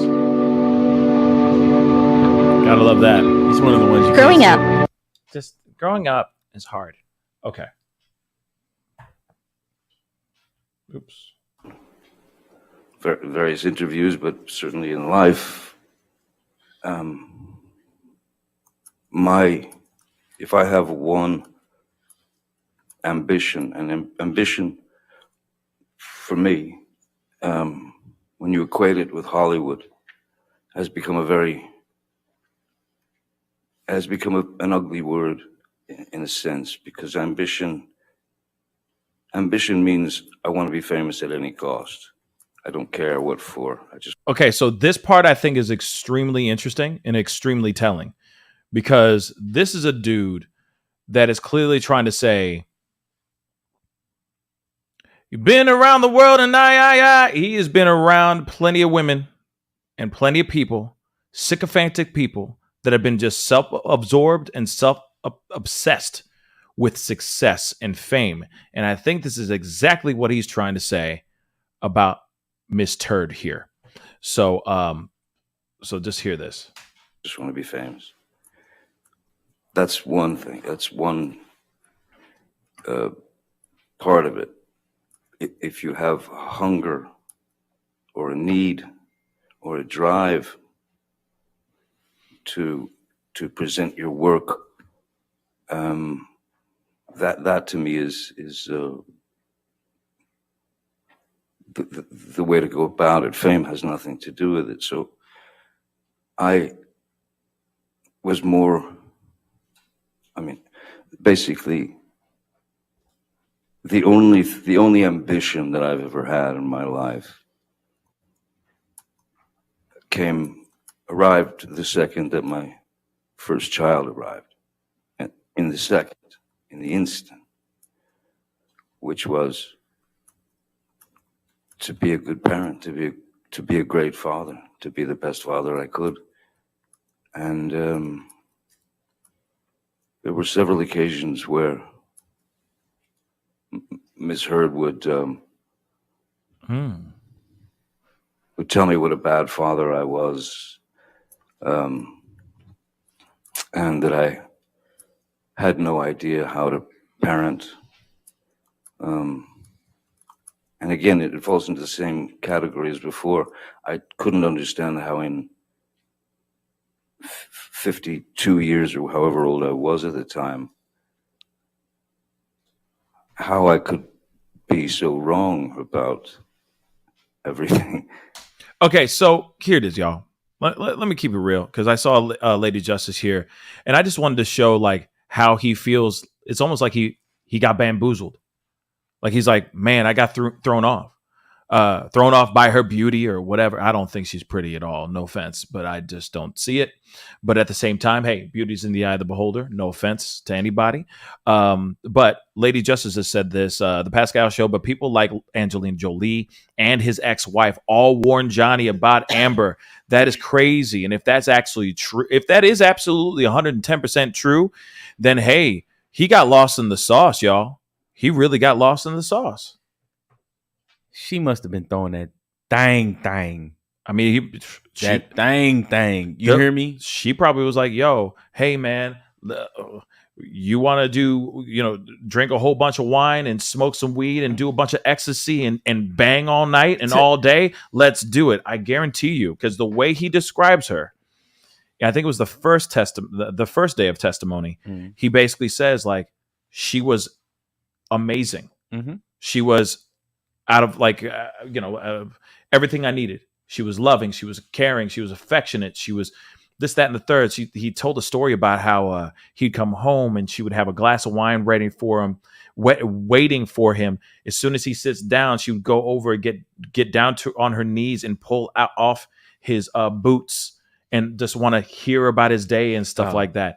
No. I mean, none of that. I was about to say, word. Maybe that stuff came on though, but at the same time, like she was doing everything to show that she's doting on him and attentive as hell. You know what I mean? Mm-hmm. And then out of nowhere, one day, all that changed. Everything shifted. It just shifted hard, and she was a completely different person. And that's in the testimony that he had yesterday. But then today, he's sitting there going, man, I'm just so surprised. I was just bamboozled. I was just run amok, led astray. And it's like, bruh, come on. Yeah. Let's keep it real. If that is true with what Lady Justice just said, if Angelina Jolie and his ex-wife and all that said, you better be careful with this girl. This woman's dangerous. And he was too busy looking at exactly what you said. She was throwing like, that. But thing. Y'all don't know what that mouth do, though. Yeah, the clapping the cheeks. Hey, cheeks. The cheeks. You know what I'm saying? Yeah, indeed. So I mean, sometimes it happens. Players fuck up too. You get lost in the sauce. Yeah. And how do you get lost? Like, oh, where did it go? Oh my god.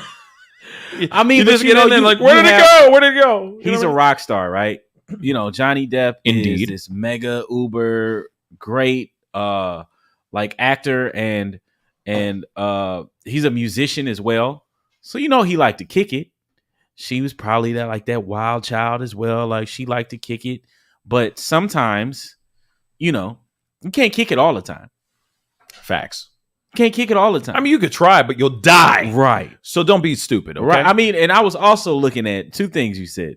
How she's not that fine to you. And I was sitting here looking at her, and then I scrolled on my phone, and I was like, let me see, compared to like some of the other pictures. I'm like, she bad in this picture.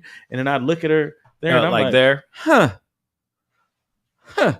But she looks like the left side of her face is melting. I don't know if it's the lighting or something, but she doesn't look right.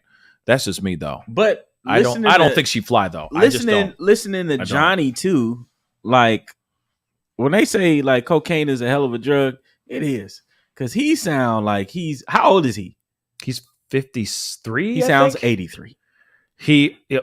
So when Miss Heard came and she said that I was not a good father. Why do you sound like Gandalf? You shall not pass. I don't know why he sounds like that. Like he sounds weird. He sounds like an older version of Captain Jack Sparrow on Downers. Yeah, like this whole situation is weird. Can you imagine have to get up on the stand and testify to the judge and be like, yeah, she shit in my bed. Like that happened as a grown ass man. We're getting to that too. Hold on. Oh, I'm so sorry. Oh my God. Okay, I am so sorry because at the end it's the shit. It's the shit scene around the world now. You know what I mean? It's the slap scene around the world, and now it's the shit scene smelled around the world too, probably. You know what I mean? Because sometimes you can smell it through the phone. Mm-hmm. You know what I mean? It's not kiss me through the phone. It's I can smell it through the phone. It's so nasty. Yeah. Just nasty. Yeah. But anyway, we got to get into this part. Okay, just nasty ass karma. Nasty ass. Okay, nasty. But anyway, we got to get into this part about the fecal matter. Okay, he talks about finding the fecal matter in his bed. His reaction is it's amazing. It's amazing how his reaction. Hold on, let me pull this off down. Oh no, that didn't work. It's amazing. So let's take a look. I'm sure, of course, she felt something, but it felt unfair. It felt small. And I will be cutting through this. Comparatively, if your loved one or your husband has had some very serious issues brought before him. So when she engaged in her normal kind of banter of trying to poke at me and get me to react, I literally just got into bed. I remember the television was on, and I was reading, and I suppose Miss Heard was down in her area taking off her makeup and changing into sleep clothes, whatever, and she entered the bedroom while I was laying on my side of the bed reading. Now this is the part, real quick, so that you guys know. So you know what's going on here. So he's explaining what I just read to you in that article, where he showed up to the party late because for some odd reason she forgot about him picking up the wine and weed. All right, that's an interesting combo, right? The wine and weed. Good combo. Well, you know, that's a hell of a party. That's a good party. That's a damn good party.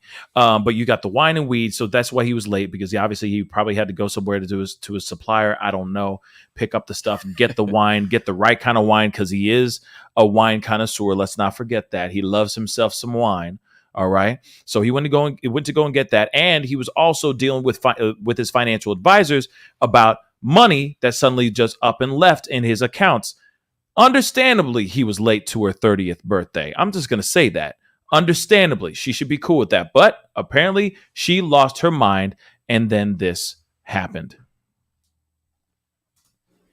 And she was still guaranteed removal She was still specializes guaranteed to specialize removals. Hold on, guys. rattling off all the wrongs I'd done to her in that particular day, and how unreliable I am, and what a horrible person I was, and I did not engage verbally, nothing. I sat there or laid there reading my book, And when she didn't get a jump out of me or a jolt out of me, she got out of bed. She walked around the bed. She came to my side. And again, you've got a person who is throwing multiple shots at your face, at your head, at your neck, at anything she could hit. So I got up out of bed and I grabbed her by the shoulders and I sat her down on the bed. Total opposite thing I would expect him to say. And I said, I'm leaving. Put her on the bed. Please don't get off the bed. Please don't follow me. Please don't try and stop me. I'm leaving. And she got up off the bed and she squared off at me in the doorway of our bedroom. And I said, what do you want to do? Hit me again? Would you like to hit me again? And I said, go ahead. Hit me. Bam. And then I just said, is that what you wanted? Would you like another? Bam. He said, hold on. That's so Johnny Depp. Let's continue here though, real quick. Bam. This is him getting hit a second time. There's the second one. And I said, good, now you're done. Grabbed her by the shoulders, walked her to the bed, sat her down, and said, don't follow me. Leave me alone. I'm out. I'm gone. I went, I grabbed a few things, and I got out immediately, and I went to my other house on Sweetser. As Ms. Heard she was leaving the following day for Coachella, which is Coachella is it's a big event, a concert, many bands. Here we go. Yeah, out in the desert. She and her friends were going to Coachella for the weekend, and that was it. That was it. Mr. Depp, after April 21st, 2016. Okay, first off, I need to say something really quick. Okay, so I appreciate everybody for being in here. Real talk. You guys are all tuning in and checking this out. I really appreciate it. We're going to continue with this thing. Real talk. But he said, so hit that like button, send it past 400 likes if you can. That would really mean a lot. I see over almost 500 souls watching the show right now. Okay, so hit that like button down below. And do not forget to hit that subscribe button. Let's get back into this here. Here's the thing. One of the things I'm very surprised about is what he said. He grabbed her by the shoulders and placed her on the bed. I'm sorry. It just sounded like he was about to just throw her across the room for punching him in the face. Yeah. But he didn't do that. He placed her on the bed. And in his testimony the day before, you hear about his abusive mother and how he's been how this kind of thing, he's only been trying to get away from this and how he would never put his hands on any person, especially a woman. But what are your thoughts on this really quick? He's a good guy because I'd have knocked her head between a washer and a dryer. Not condoning any violence, but you sitting there squaring off on me, we gonna have a problem. And I already told you, don't put your hands on me. And we talked about this before. Right. Keep your hands to yourself. Man, woman, and especially if you're in a relationship, ladies and gentlemen. And I know it's some people say it's never okay to hit or put your hands on a woman. I agree. It's you shouldn't. But at the same time, when you squaring up on, he said she squared up. Like she got ready. She got in her Tybo squared stance up and clocked him twice. Not just once, but 2 times a lady.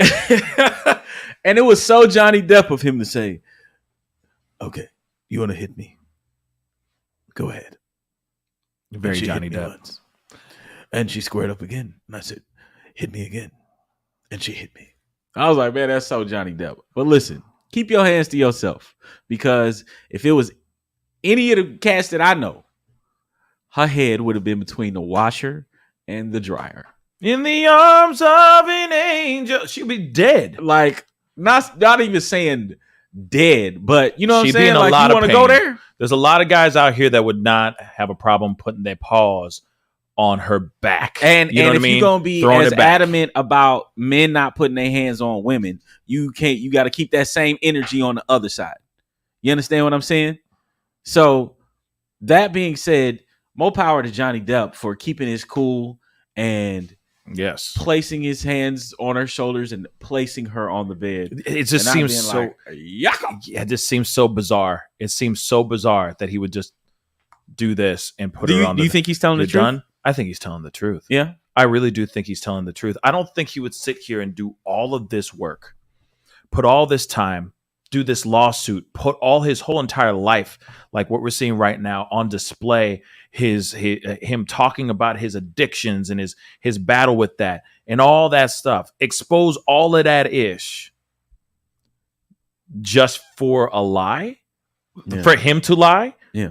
What, for another Captain Jack Sparrow movie? F all that. He is literally sitting here going, no, this is my life that this woman is destroying. I have a good name for, I might be a party boy.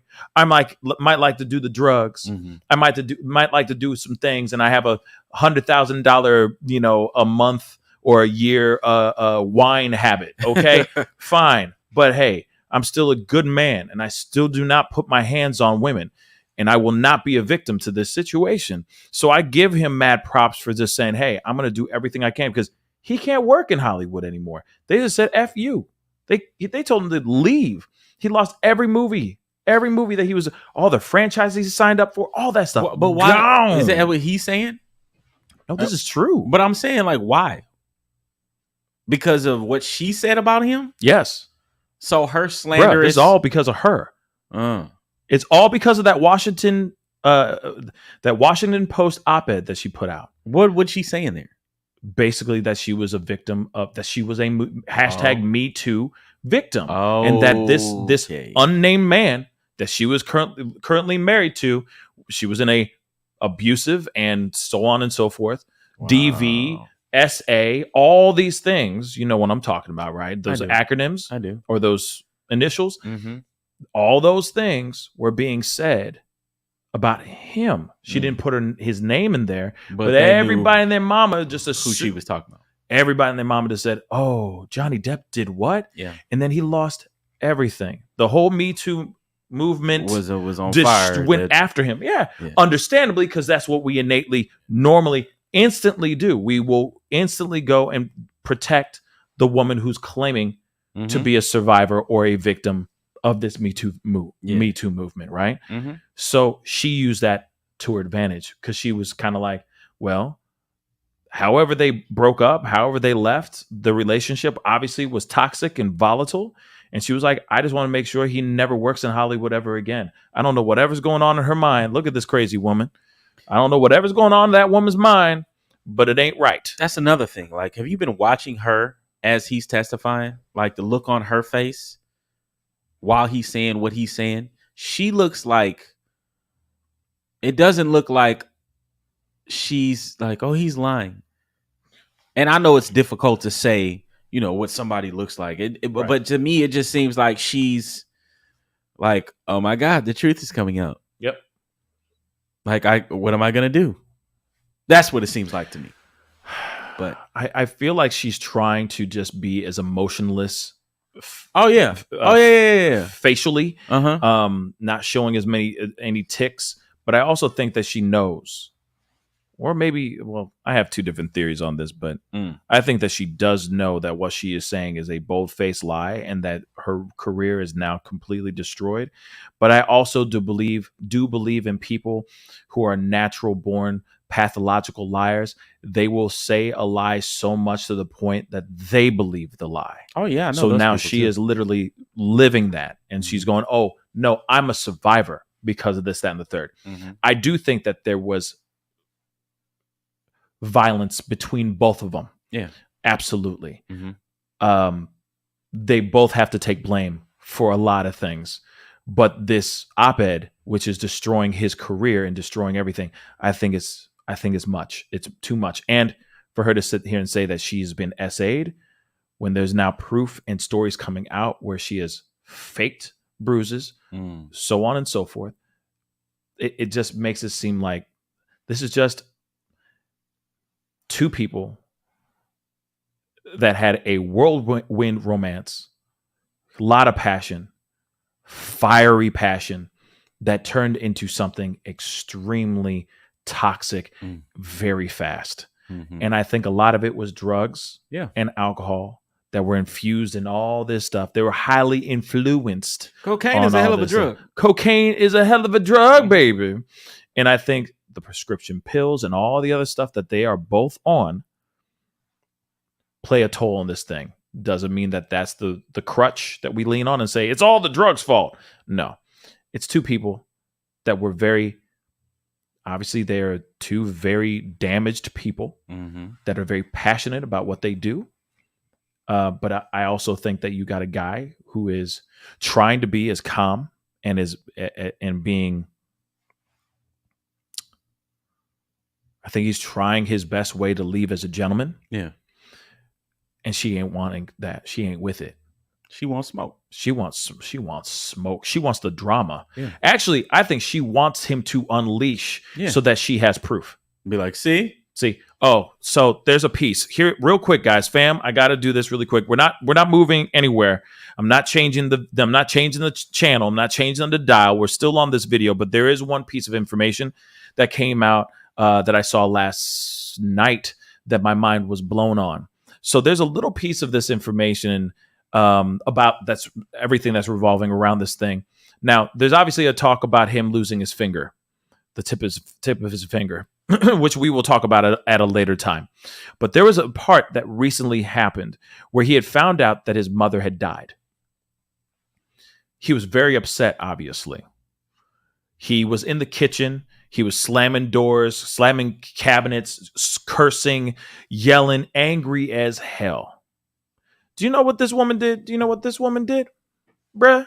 What? She pulled out her phone and started filming him and started acting like she was being a victim to his violent outburst because he had just found out that the mother that he claims that used to abuse him had died. That'd be his mom. Yeah. That's his mother. When he found out, he reacted. He was angry. He was passionate. He was sad. She pulled out a phone, started filming this, and then tried to use it to change the narrative to make it seem like this man was throwing a violent outburst towards her. This is the kind of person this Amber Turd is. And we know this as facts. Like that, we know she did that factually. Like we've seen the footage, the videos out there, everything is right there. The proof is in the pudding. She said, there's another part, real quick. There's another part. She says that she had a black eye, a broken nose. I think something like a cigarette was put out on her face or something crazy. She was on a talk show the very next day that she said that she got her face rocked. She was on a talk show the very next day. How do you go on a talk show the very next day looking just fine, looking like she looks like right now with a broken nose, black eyes and all that stuff? I'm just saying a lot of the stuff, the stories that she was putting out here are pure fabrications because she just wanted this man's career to be destroyed. But let's continue on to this piece. Real quick, I do have a super chat. Let me get that. Bell, thank you so much. Hey, thank you so much for the $10 super chat. Thank you so much. Yes. Thank you so much. Pascal, you make a lot of sense. Oh, gracias. Thank you, Bell. John and I are the same age. I lived the same life as Johnny. My mom was the same way, and my dad would pull her off of us. He finally left her last month. Oh wow. Wow, he passed away. I'm so sorry to hear about the loss of your father. Real talk. But it does take a lot for somebody who is either staying in that relationship because they either don't know where else to go, or because they're trying to protect you. They're trying to protect the children. And it's devastating when you hear these kinds of stories. And it also, we hear it a lot of times the other way around. We hear it, the wife or the woman in the relationship not knowing how to get out of it because they don't know where to go.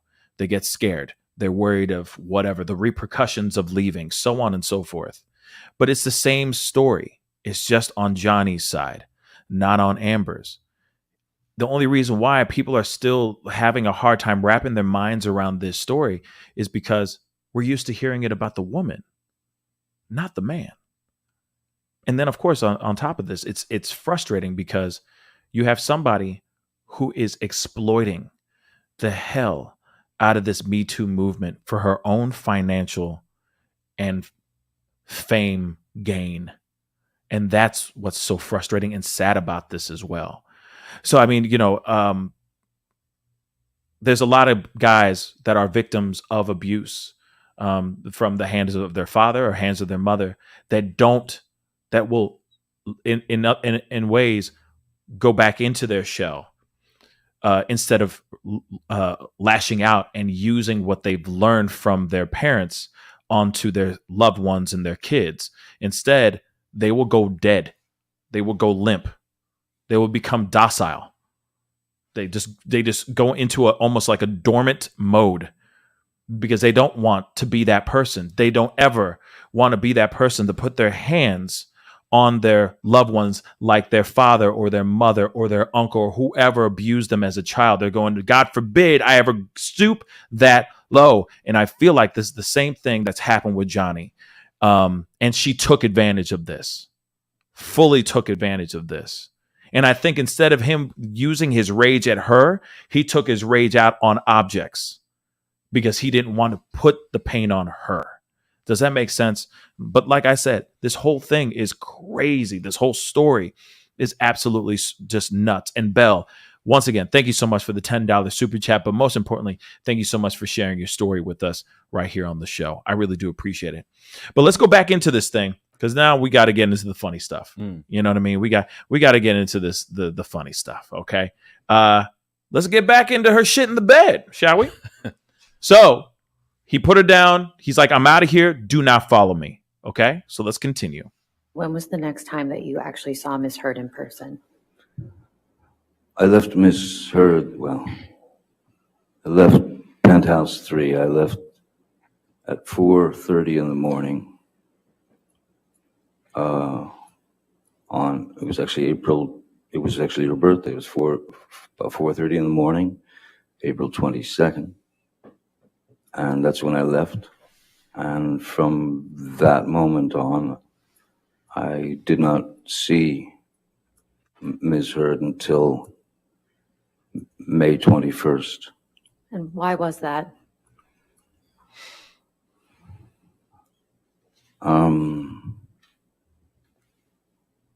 I had received some news that was...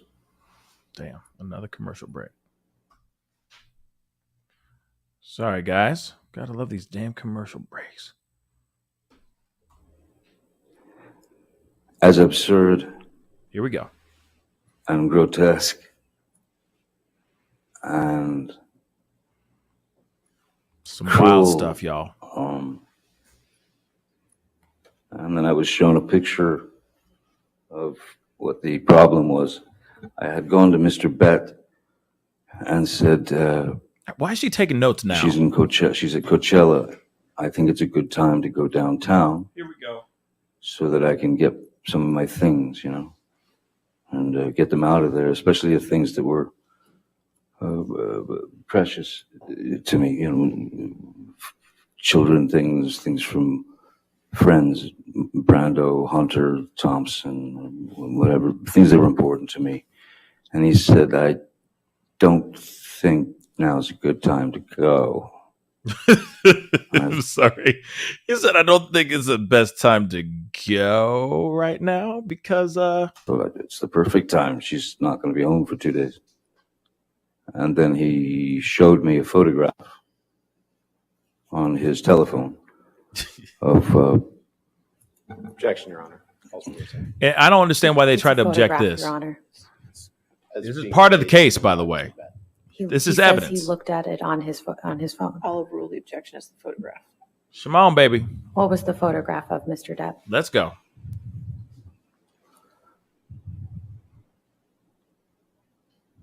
it was a How do you respond to this? Okay, here we go. I'm sorry. This is just the most ridiculous thing in the world.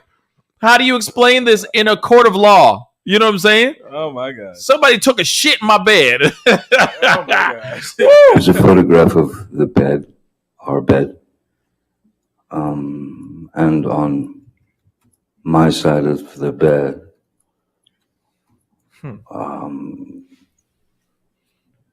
was human fecal matter. I'm sorry. How do you do that? How do you tell this story without laughing a little bit? It's still totally messed up, man. This is totally messed up. Real talk. But how do you tell this story with a straight face? You can't. You just can't. Oh my God, this is amazing.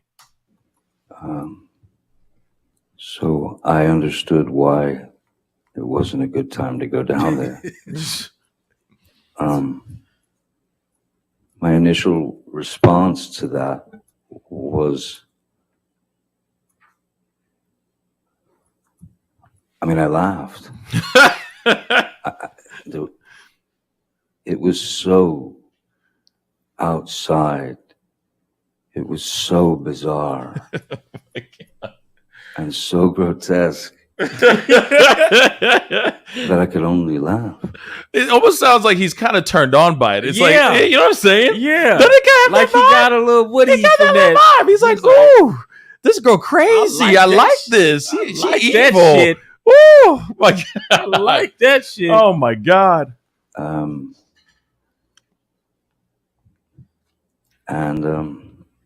So I did not go down there that day. Mr. Depp, how was your mother's health during this time?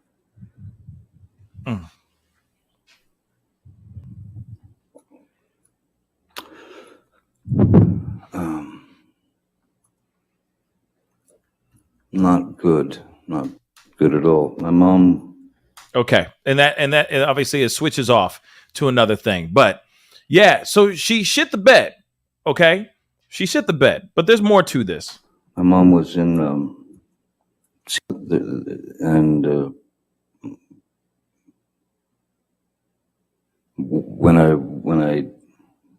when I did go and get to see my mom, No, that's not one. with her eyes, but Fathom was, and we all spoke into. So okay, well, never mind. Okay, so she went, allegedly took a dookie, Oh man. took a deuce, took a crap, took a shit, dropped some kitties off at the bed. On the bed, she straight up dropped excrement. Okay, human waste in their marital bed.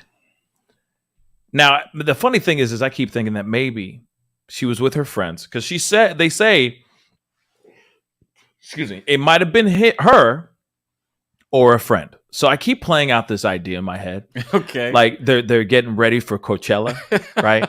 They're just in there, chilling, music's blasting and all that stuff. They're doing some lines, they're like, yeah, we're going to have a great time. We're going to go over there. We're going to gig it. We're going to have a great time. Woo! Can't wait, girl. Yes, let's do it. We're going to kick ass and look dope in our outfits of the day, right?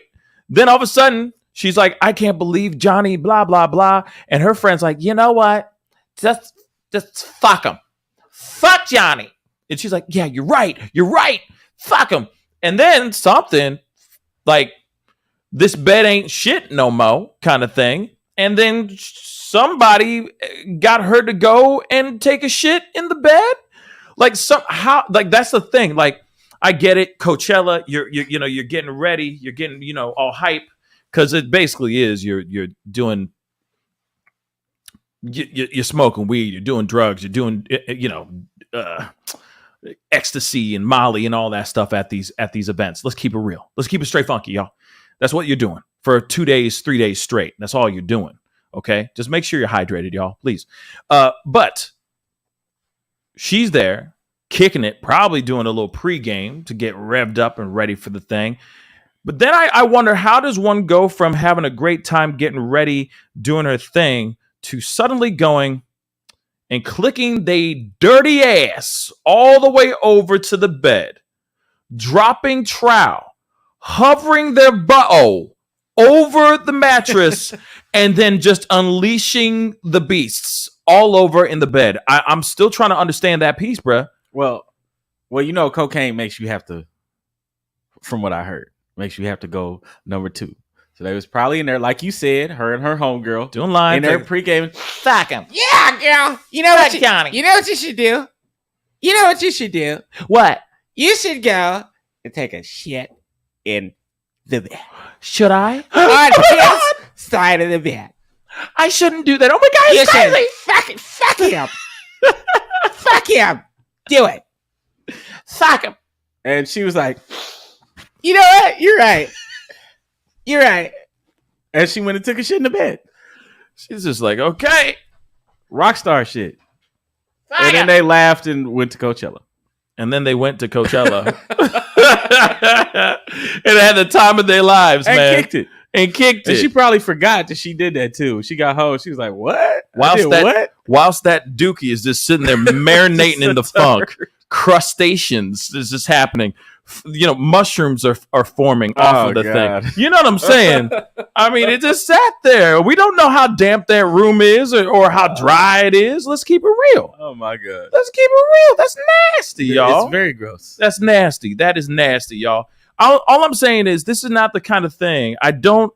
Y'all, ladies, no matter how bad the man has done you wrong, don't shit in the bed. Yeah. Just don't shit in the bed. Just don't shit in the bed, okay? Don't. Yeah. Dropping a deuce is a bad idea, okay? Because there's no coming back from. How do you come back from that? Because here it is. Like, I understand he said, I'm gone, girl. I'm done.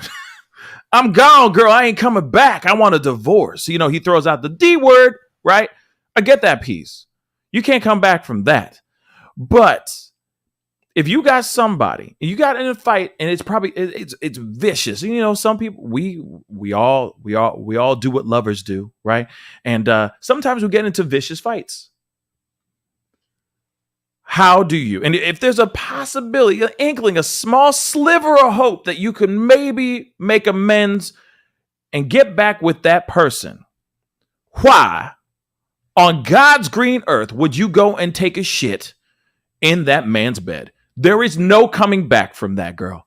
There is no coming back. There is no, it's just shit. Yeah. It's just fecal matter. Yeah. It's just excrement. It's all good. She just dropped a deuce in my bed. It's all good. On my side, it's fine. She means well. Because she still loves me. Yeah. No, there's no coming back from that, y'all. None. I don't recommend it. Don't do it. It's stupid. And then they're using it in a court of law. In a $100 million defamation lawsuit. And guess who's going to lose? Her ass. Because that part. There it is. That part. Because you decide to drop a dookie in a man's bed. Like I said, don't do it. Okay? Okay. We're going to open up the phone lines real quick. Real quick. Because I'd love to hear your thoughts on this stuff. Or if you got a good 420 story, a good quick 420 story. Light it up, roll it up. I thought it was bottoms up. But can we even sing his music anymore? Who? Trey? Yeah, the Trey. Why wouldn't we be able to sing his music? The Trey. What he do? He shit in somebody's bed too? Can everybody look at this man real quick? What? What Trey? What I missed? He don't know what's going on with Trey Songz. You don't know what's going on with Trey Songz, bro. What's going on with Trey? Okay, I'm done. I thought everything was cool. No. You good. You good. Just stay exactly where you is. Okay. In the land of I don't even know where the hell you are right now. I'm saying it could have been worse than shit in somebody's bed. You can stay right there. Whenever he did. In the land of ambiguity. Wherever you are, you can stay right there. I mean, I know we ain't seen him in a minute, but well, it's because he's been in trouble. Oh. He's been in trouble. So the chat link is up above. Okay. We got right now the poll right now for did she poop the bed? So far, 91% of you guys have said yes. Wow. It has been a landslide. I don't understand why 9% are saying no. 9% say no. Those are the nice people that don't want to believe. Somebody's trying to be nice, baby. They just don't want to believe that she has that in her. Not in her anymore. That is,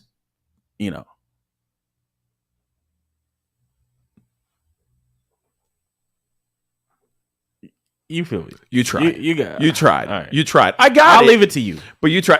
I'll leave it to you. No, you can stay. You're doing just fine. You're doing just fine. Just tread lightly, mother. Yeah. No, I'm just kidding. All right, we got some people in here coming in. Okay, so I'm gonna bring in Sandy the Sassy. Sandy the Sassy, what's up, girl? What's going on? Chilling. What it do? How you doing, sweetheart? Okay, so I'm gonna let you know. I'm gonna correct the article. The article is wrong. It was 14 incidences that she stated because in the UK trial they mentioned 14 incidences. Now, wait. 14 incidents. Say that again. I'm sorry. There was actually 14 incidences that she claimed she was DV'd. With that being said, as far as the face, now, when the day before, she claimed that she had two broken, busted lip, a broken nose, two black eyes.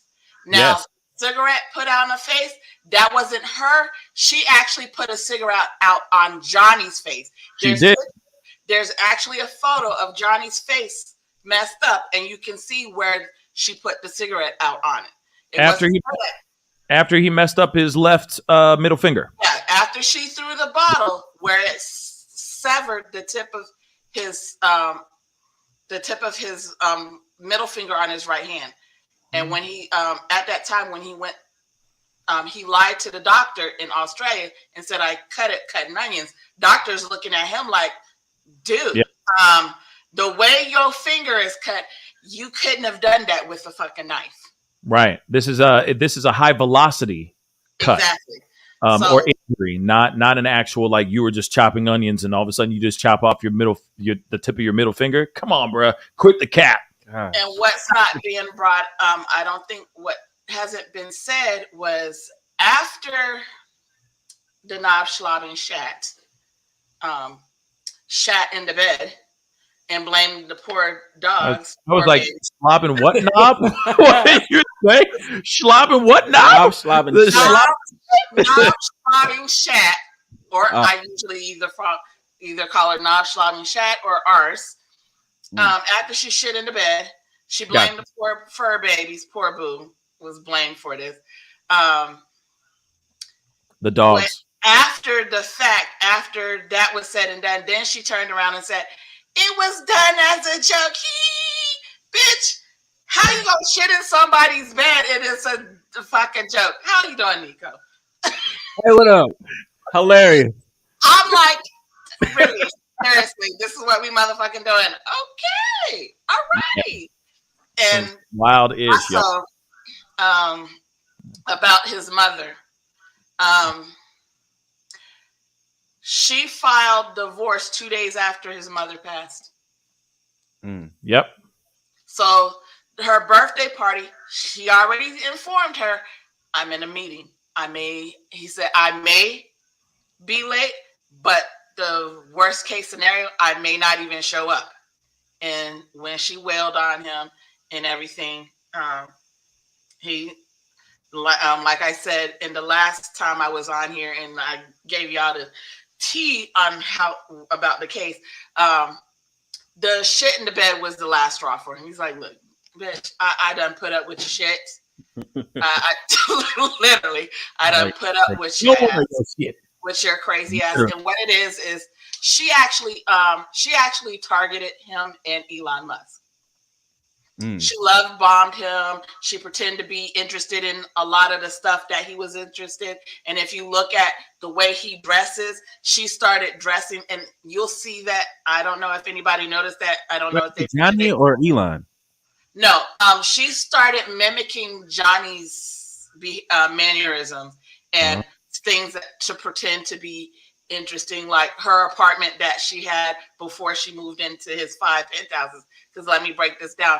Johnny had 10 properties. He had 5 penthouses, 5 houses in Hollywood. Plus, he not only was he paying for the 5 houses, the 5 penthouses, he was also paying for her house, her apartment that she had before she moved in with him. Anywho, because he got money, balling. Because he got money. Even a French villa that he just sold in France, private island in the Bahamas. That's where he was detoxing on his private island. Anyways, so 2 days after his mother passed, she filed for divorce. Bam. How you gonna claim, especially going on a TV talk show a day after you supposedly gotten the life beat out you? You have no marks, no indentations of his rings. If he, like I said the last time, he wears specific rings. And if you look at the rings on his hands when he was on the stand, they would leave a mark if he was to haul off and punch you in the face. There would be imprints of that. Nothing but proof. Nothing but proof. And he walks around like he's the white he's the white Lenny Kravitz up in this piece. Like he walks around like full on rock and roll. Exactly. You know what I mean? With that being said, dripping in jewelry. Acting is not Johnny's first love. So as far as she want to ruin his career, she only tarnished his career because he's already solidified. His first love was music. When he moved to Hollywood from Florida, he was in a rock band. He was in a music band. He didn't get into acting until, now let me break this down. Johnny was only married twice. Him and Vanessa never married. They called off the engagement. They broke up in 2010, called off the publicly announced the breakup in 2012 because of the kids. His first wife, Laura, who was a makeup artist at that time, introduced him to Nicolas Cage. We need to thank Nicolas Cage for that, because if it wasn't for him meeting Nicolas Cage, we wouldn't have Johnny Depp today. Right. Shout out to Nick Cage. His first love is music. That's why he's in the rock band with Alice Cooper and all the other great hit rock musicians called Hollywood Vampires. So if he does movies or not, and plus keep in mind, he has his own production company. It's called Independent Films. And indie films get a lot of indie films nowadays is starting to get recognition more than Universal. So he'll be fine. He'll be fine. He ain't pressed. And like he said, when he first filed this defamation, first and foremost, he has to prove with a preponderance of the evidence that he lost a lot of money with this op-ed, and he did. And I can tell you this, he lost way more than 50 million. But he had to put him, when you file a lawsuit, a civil lawsuit, you have to put a monetary value. He probably didn't want to put a monetary value. And the lawyer's like, you got to put a number value on this to go through with this. So he had to just do 50, because most likely he'll probably give that money to charity like he always does.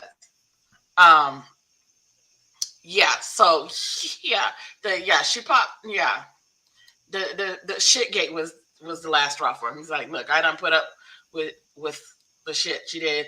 Because basically what she did was she love bombed him. She's a narcissist. So she love bombed him, all this, told him what he wanted here. Exactly. She pretend to be interested in. She played a con. Like she played a long con. And it gave off a front, made it seem like she was somebody that she was really not. And then as soon as she got comfortable, as soon as she got fully all her claws sunk into his body, she said, okay, here's the real me. You know what I mean? And so then next thing you know, the real her is hovering her butthole over a bed, taking a dookie. I mean, I'm sorry, but that's insane to me. Yeah. Yes. Okay, man. I've been following this case since day one. Also, what I'm waiting patiently for when the knob slobbing shat gets on the stand, when they cross her, they're going to ask about her domestic violence charges that was dropped from her wife in Washington. Her wife? Airport. She pulled on her wife what? in the airport, but the charges was dropped because of jurisdiction. Because they're from California, they live in California. They live in California, and the incident happened in the Washington State Airport. Hamburger. Wow. Wait patiently for that cross. She likes to throw hands, you know what I mean? So there's a history here. Yes, there's a history. But Sandy, unfortunately, I got to let you go here because I got a bunch of people and we only have a little bit of time. But what are your thoughts, really quick? Do you think she definitely shat the bed or no? She shat the bed because she said she admitted it afterwards. Yeah, we did it as a joke. Bitch, really? Seriously? I can't. Who the fuck does that? Yeah, who does that? She does, apparently. I would cash you out. I wouldn't even mess up the house because, I'm pretty sure he paid the maid extra for that shit that day. You got to. I'm going to give you and your cleaning crew some extra funding because you're traumatized from flipping the sheets over and seeing shit in the bed. Hey, man, if you're going to drop a deuce, you know what I mean, in the bed, at least just throw a couple hundo on the nightstand and say, lo siento on it and keep it moving. That's all you need to do. But no, she didn't do that. She just said, oh, it's a joke. He. Well, first the dogs did it. The dogs did it. Then why didn't she just stick with that? Because Nico, it's feces. It was a big shit. Dogs are teacup Yorkies. Oh, damn. Yeah, see, unless those dogs were really backed up, because I got little doggies too, and some of them they drop bombs. You're like, bruh, where's this? How did this come out of your little body? You know what I'm saying? But if like big human shits, if they actually shat that size, they would have been ripped in half. Guarantee you that. They would have ripped in half. But Sandy, thank you so much for being on. I really do appreciate it. I got a bunch of people in the queue, so I got to jump off. Okay. Thanks for having me. Bye. Shoot, I got Tyler Hackner in the house. What's up, Tyler? What's on your mind, man? Speak on it. A lot of shit. Facts. A whole lot of shit. Yep, man. What's on your mind, man? Speak on it, brother. I know these two situations really don't have anything to do with each other, but I feel like Johnny Depp and Will Smith need some counseling. Yes. Both of those guys. They I agree. They clearly got they clearly got a hold on some crazy ass women here. I don't know what it is, but my camera. They're in a class of their own, and they just need to really work some shit out. Maybe in this case, literally. Yeah. They both have are victims of the same thing with the crazy women here. But yeah, man, you you think she definitely did it, right? Yes. Yes, I definitely think she shit the bed. And to be honest, I don't know. I feel like I don't know. This story is activating my 5-year-old sense of humor. Honestly, I know this is a serious, a mostly very serious thing, and he's been through a lot, except for that part. Yeah, that just. But it did the same thing for Johnny too, because you saw when he was talking, he started laughing. Right? Yeah, he was laughing. Yeah, it's just I don't know. It's a crazy thing, but it's going to be interesting to see her get up on the stand and have to talk about this. Because what do you say to that? You know what I mean? What do you even when he was describing it in court, he'd be like, "How am I gonna talk about this?" Right. How do you explain this whole thing? You know what I mean? Mm-hmm. Can you hit that button, the top shutter button, just lightly? This one? Yeah, just lightly. Do it one more time. That's better. It's better. Yeah. So it does make you wonder, like, how, you know what I mean? How what she's gonna do. You know what I mean? Mm-hmm. How's she gonna explain her side of things? You see what I'm saying? But Tyler, I really do appreciate you coming on and chopping it up with me, man. Yeah. But we got one. By the way, one more thing. My birthday's coming up in about a few days. So. Oh, nice. Whoa! When's your birthday? April 30th. Oh, I'm nice. April 28th. So what's up, Taurus? Yeah, you crazy Taurus. What's up, Taurus? Oh, Amber Heard's a Taurus too, ain't she? I think she is too. Shit. Bull-headed, insane in the membrane. Shit. Oh shit, indeed. But Tyler, definitely remind us when we get closer to the 30th. Remind us that so we can give you a good happy birthday and all that. Okay. But thank you so much for being on, my brother. I'll talk to you here soon. Awesome. All right. Bye-bye. Peace. We got Live and Learn. He's our last call of the day. I'm sorry, our cameras are starting to die out and all that. Can you go up there and touch the screen and then hit that button? Hit that shutter button one more time. On here? Yeah. So go up there. This one? Yeah. No. So go up to the screen. Go up to the screen itself. On the other side, hit the screen. So it's like on that. Yeah. Touch the screen, like on my face. Right? And then hit the shutter button one more time. There we go. Cool. All right. Live and learn, man. Sorry, your camera died too. So, but this is our last call of the night. So what's on your mind, man? All the way from Canada. Hey. What's up, man? How you doing, bruh? Hey. Good. How about you? Man, I'm good. I can't complain. So what's on your mind, man? What are your thoughts on this whole thing that we just talked about? You know what I mean? What I was thinking about is how I didn't really watch the whole court case or how this whole thing spun out. So it's still going on? Yeah. I mean, this whole thing is going on for 4 more weeks. Okay. Allegedly. So what I was wondering was this an intentional poop in the bed, or was it unintentional? Maybe it was an accident. Maybe she got drunk or did some cocaine one day and was crazy and pooped the bed. I think this girl literally, I think she just got too drunk or too high, lost her shit, and then lost her shit. That's literally what I think. She just dropped it.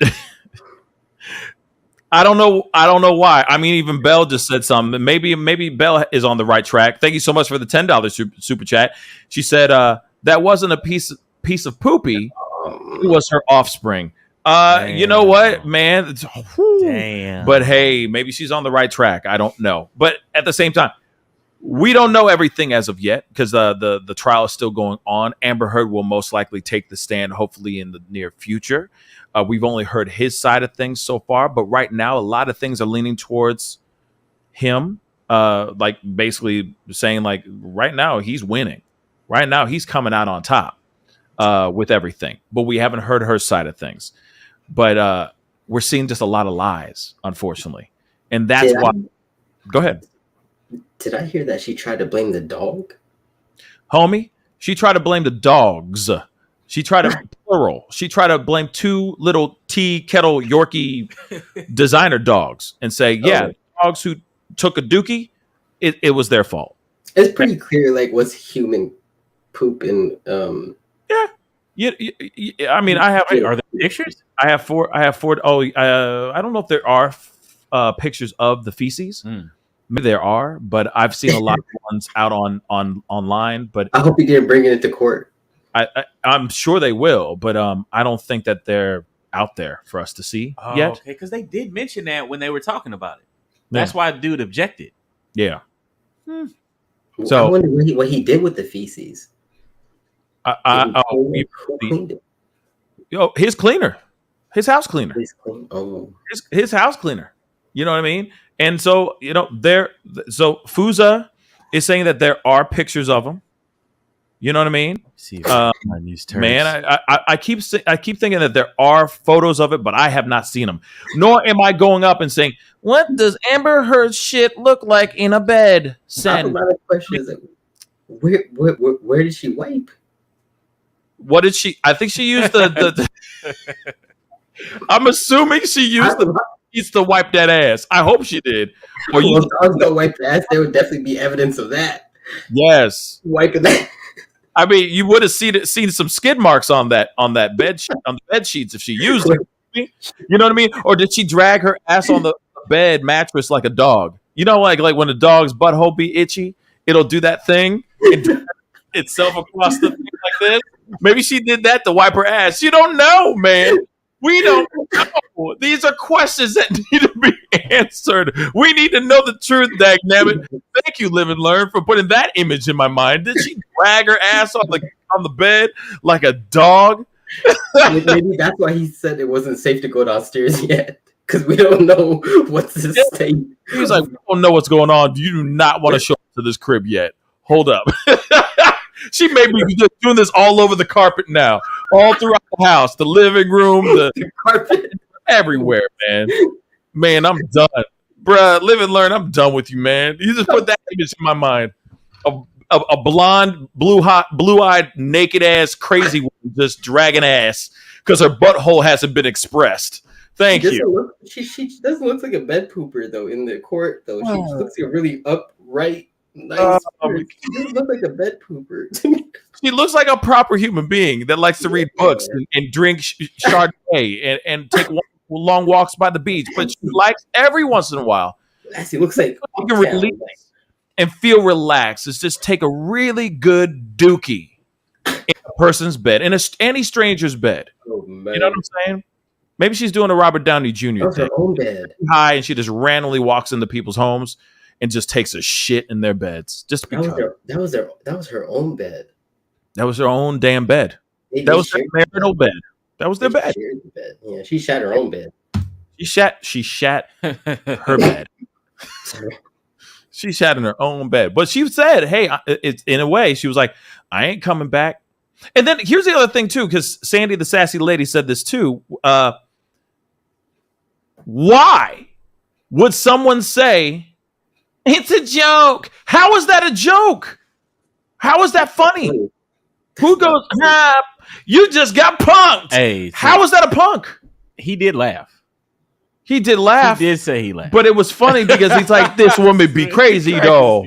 This woman be crazy, though. Laughed, though. We all laughed. It's pretty funny. It's really disrespectful, but it is funny at the end of the day. Yeah. If my girl did that, I would laugh too, but then I'd be like, yo, you're out. But that was definitely funny. Yeah. You'd be laughing about it with your friends, but you'd be like, yeah, that chick could be crazy. Yeah, she crazy. You know what I'm saying? You'd be like, yeah, she crazy. We ain't together no more. I learned the hard way on that one. We ain't together no more. But isn't that a funny story, though? That's funny. Right? You know what I mean? But you wouldn't be, in real life, I'd be like, nah, I wouldn't be laughing. I'd be laughing later. You know what I mean? Yeah. But Live and Learn, thank you so much for coming on, man. I appreciate it, man. I really appreciate it. Talk to you soon. Peace. All right, peace out, man. I got one more. There's one more person in here. I'm going to bring her on real quick. Kitty Kiss. Hello, Kitty Kiss. Hey, sir. How you doing tonight? Oh, my Lord. That voice. Right. Have mercy. Hello. Are you going to read a book to me now? Maybe. Okay, no, you got a great voice. What's on? Well, where are you calling in from? Because you're new. So, Kitty Kiss, where you calling in from? Illinois. Illinois. Hey. No, you have called in before.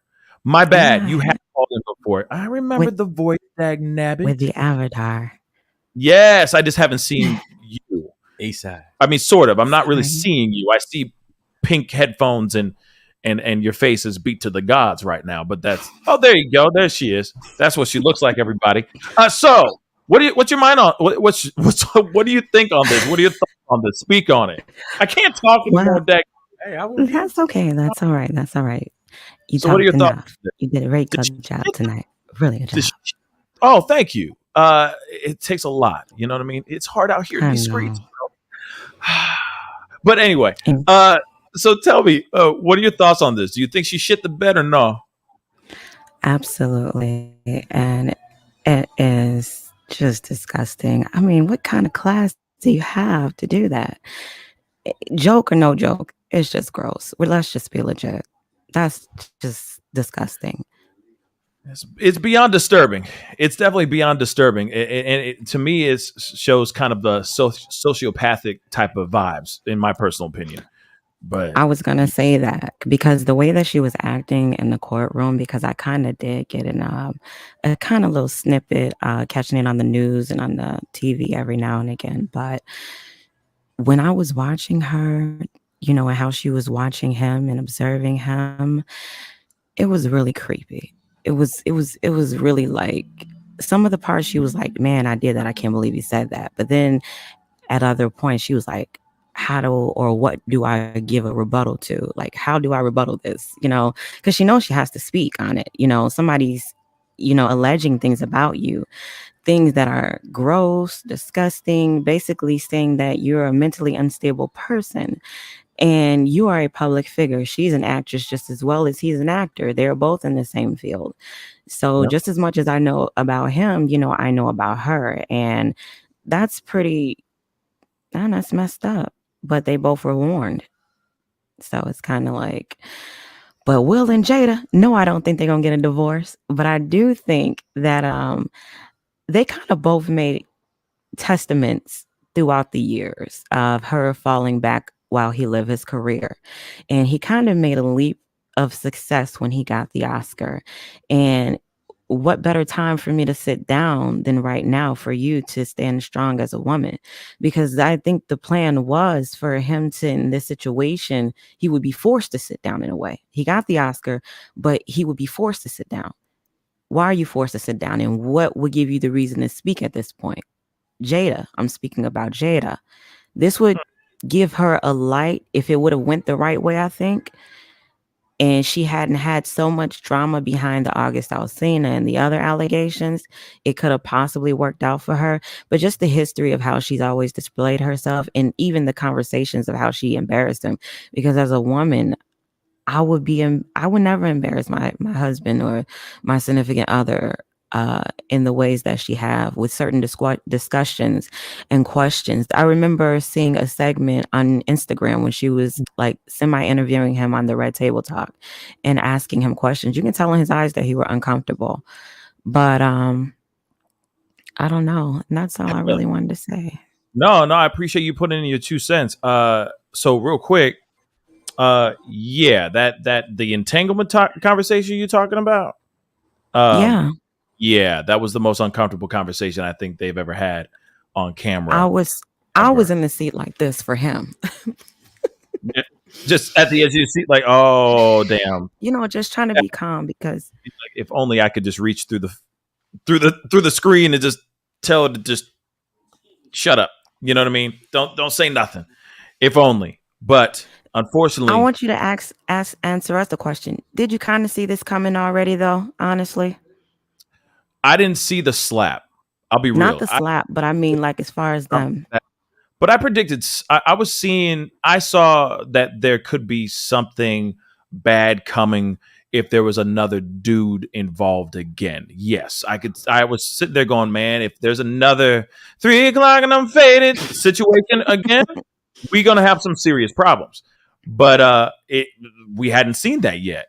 We just have a comedian making a joke, and then he just loses his damn mind. Because I want to put something on your mind really quick. Please if put you it on had my a husband, if you had a husband or a wife, just say this is for anybody, more so to speak. General question: if you had a husband or a wife that you basically forced yourself on, and this person knew per se in the world that I can do to make you leave me, wouldn't you test those buttons just to kind of flip the script a little bit? Because what if that was like, what if she is really testing him? He keeps saying, I won't leave. They've had separated before at different stances of the house, but never really left. It's kind of like, what would I ever have to do for you to make you go away at this point? Could she be really trying to get away? You know, is it a call or a cry for help? Or because I don't understand the dynamic fully of their relationship. It seems like it's a lot of love there, but a lot of love with a lot of rules and, you know, different structures that maybe the average person like myself wouldn't understand.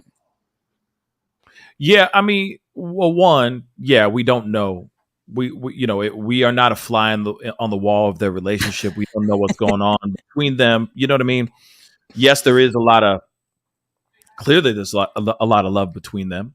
And I think that and I've said this a million times before on the show, but I do think that they have two different ways of love. And they have two different ways that they want this relationship to be. One is the guy, Will, is very traditional, I'm assuming, wants to have that traditional kind of love. Wife, 2 kids, dog, you know what I mean? White picket fence type of thing. Commitment 110% with each other. And maybe he's the only one who gets to stray. Sorry, but I'm saying it right now. Okay? Just saying it out loud. So wrong. That's so wrong. But it's hella wrong. But at the same time, that's how us men think in our minds.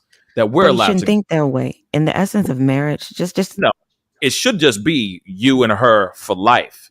But if a girl goes off and strays, yes, it's still the worst feeling. But I feel like, or like when the guy goes off, it's kind of more expected. I'm sorry for saying that, but that is the truth. But it is kind of a little bit more expected of the dude going off the beaten path than it is the woman going off the beaten path. Yes, nowadays it's a little bit more different, but to the traditional sense of things, it's the man going off and he's a man, so he gets to go and do this thing, so on and so forth. You know what I mean? I'm not justifying any of this, by the way. Let me just say that really quick. I'm putting out reality in this situation. Nico, what were you going to say? Yeah, but I got to put on my sexy voice. Yeah, now you got to put on your sexy voice? Listen, so, you know, when I'm... Stop. No, hold on. Stop. I'm just saying, like, when the man does it, you know what I mean? When the man does it, it's different than when a woman does it. Because when a woman does it, she's doing it for different reasons than what a man does it for. You feel me? Like men just out there trying to get their rocks off. You know what I'm saying? Right. When a woman cheats or steps outside of the relationship, it's for an emotional type of thing. Yes. You feel me? So not justifying what either side. Yeah, you got a point there. But it's a different type of situation. And you could tell, like, when she was talking about August and like, oh, he just lit up my world and they would love like, and Wilson, they're like, and I needed to be there to make him feel good. Yeah. I'm sitting there like, bro, I'm sorry. He's hurt. I need to make him feel good, like Monsters Ball. Oh no, not Monsters Ball now.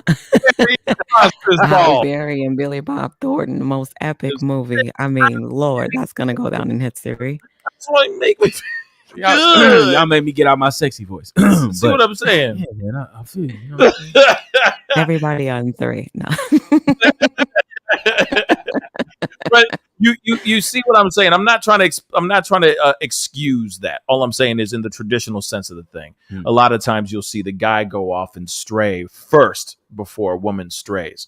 So in this case of Will and Jada, who do you think went first and started this dialogue between them? Because I see that because in my opinion, I did see that Will was a little bit upset, not at the fact that Jada cheated, but at the fact that it became public. Because one thing that August said, and I don't care if people believe that young man or not, but one thing that he said that I understood, what he said, that this man allowed me. He gave me permission. I believe August said that. So in order to begin. But then the family's saying that never happened. So I don't know what. I question that. I question that. I 100% believe he did give permission. He just didn't want to let everybody know that he gave permission. Facts. Now, exactly. That shit's weird. It's weird. I don't know any man. Go blow my girl's back out. Any man listening, clapping cheeks. Just tell me man, how it was. I don't care. Want some water? You knocking on the door? You want some water? Right. Even if I were. Look, even if some women are given that permission to, some of us will never take that opportunity because we understand the level of loyalty and how damaging that could be to a soul tie. That is very, very, very deep, and that's personal. You do not allow that type of access to an outsider when you have that deep of intimacy with someone. And I guess that's more so of why I was confused and wanted to know more so of who started this outside of the marriage with them, because I know loyalty is key, and I know he worked hard to be a certain type of guy for her, as well as she knew that she was that chick. We're talking about Jada. I don't care how many movies she had. Jada's hot to this day in her prime, in her wisdom stage. Regardless, there was a movie where she was in the movie, and the movie was called Jason Lyrics. No, Woo, yeah, Woo was about her as well. That's how fine she is. She's gorgeous. I mean, we already know it. She is gorgeous. I love Jada in Low Down Dirty Shame. Oh, she was great in that one. Absolutely. It was a perfect world, or different world. Sorry, another one, a different world. The show, yeah. It's like who is you? Yeah. Yes. Wow. Thank you for being. But Kitty Kiss, I'm sorry, we got to wrap it up. Unfortunately, we could talk about this. But, the cows come home. But next time, try to jump on early. Yeah. You know what I mean? Because our night shows, we will be opening up the phone lines like this, so we could chop it up more. Because I know you're bringing up some really great talking pieces, and I mean, and the voice is not a bad thing to listen to as well. It's so soothing. It made me get in my sexy voice, Kitty. You gotta come back. I gotta use my sexy voice too. No, that sounds like I'm taking a shit. So I'm not gonna do that. No. For you, it's every day. Every day. Every day. Oh wow. Oh shit. Thank you. I'm blushing. Shit. I'm blushing. Woo! Okay. All right. Speaking of we gotta go, I appreciate it, Kitty. Kiss. Thank you so much. I appreciate it so much for being on. I really do appreciate it. But anyway, Sidecar Tommy. I see Sidecar Tommy in the house. Really quick, I wanted to say this. Sidecar Tommy, I need some music, bruh. So we need to talk. Okay, I need some music beds and stuff. And you are really, really talented at that. And I would love to get some stuff from you. So holla at your boy. You know how to reach me. Let's chop it up. Cause I need some more music stuff for the show. Okay. And I'd rather it come from fam than just off of some random site.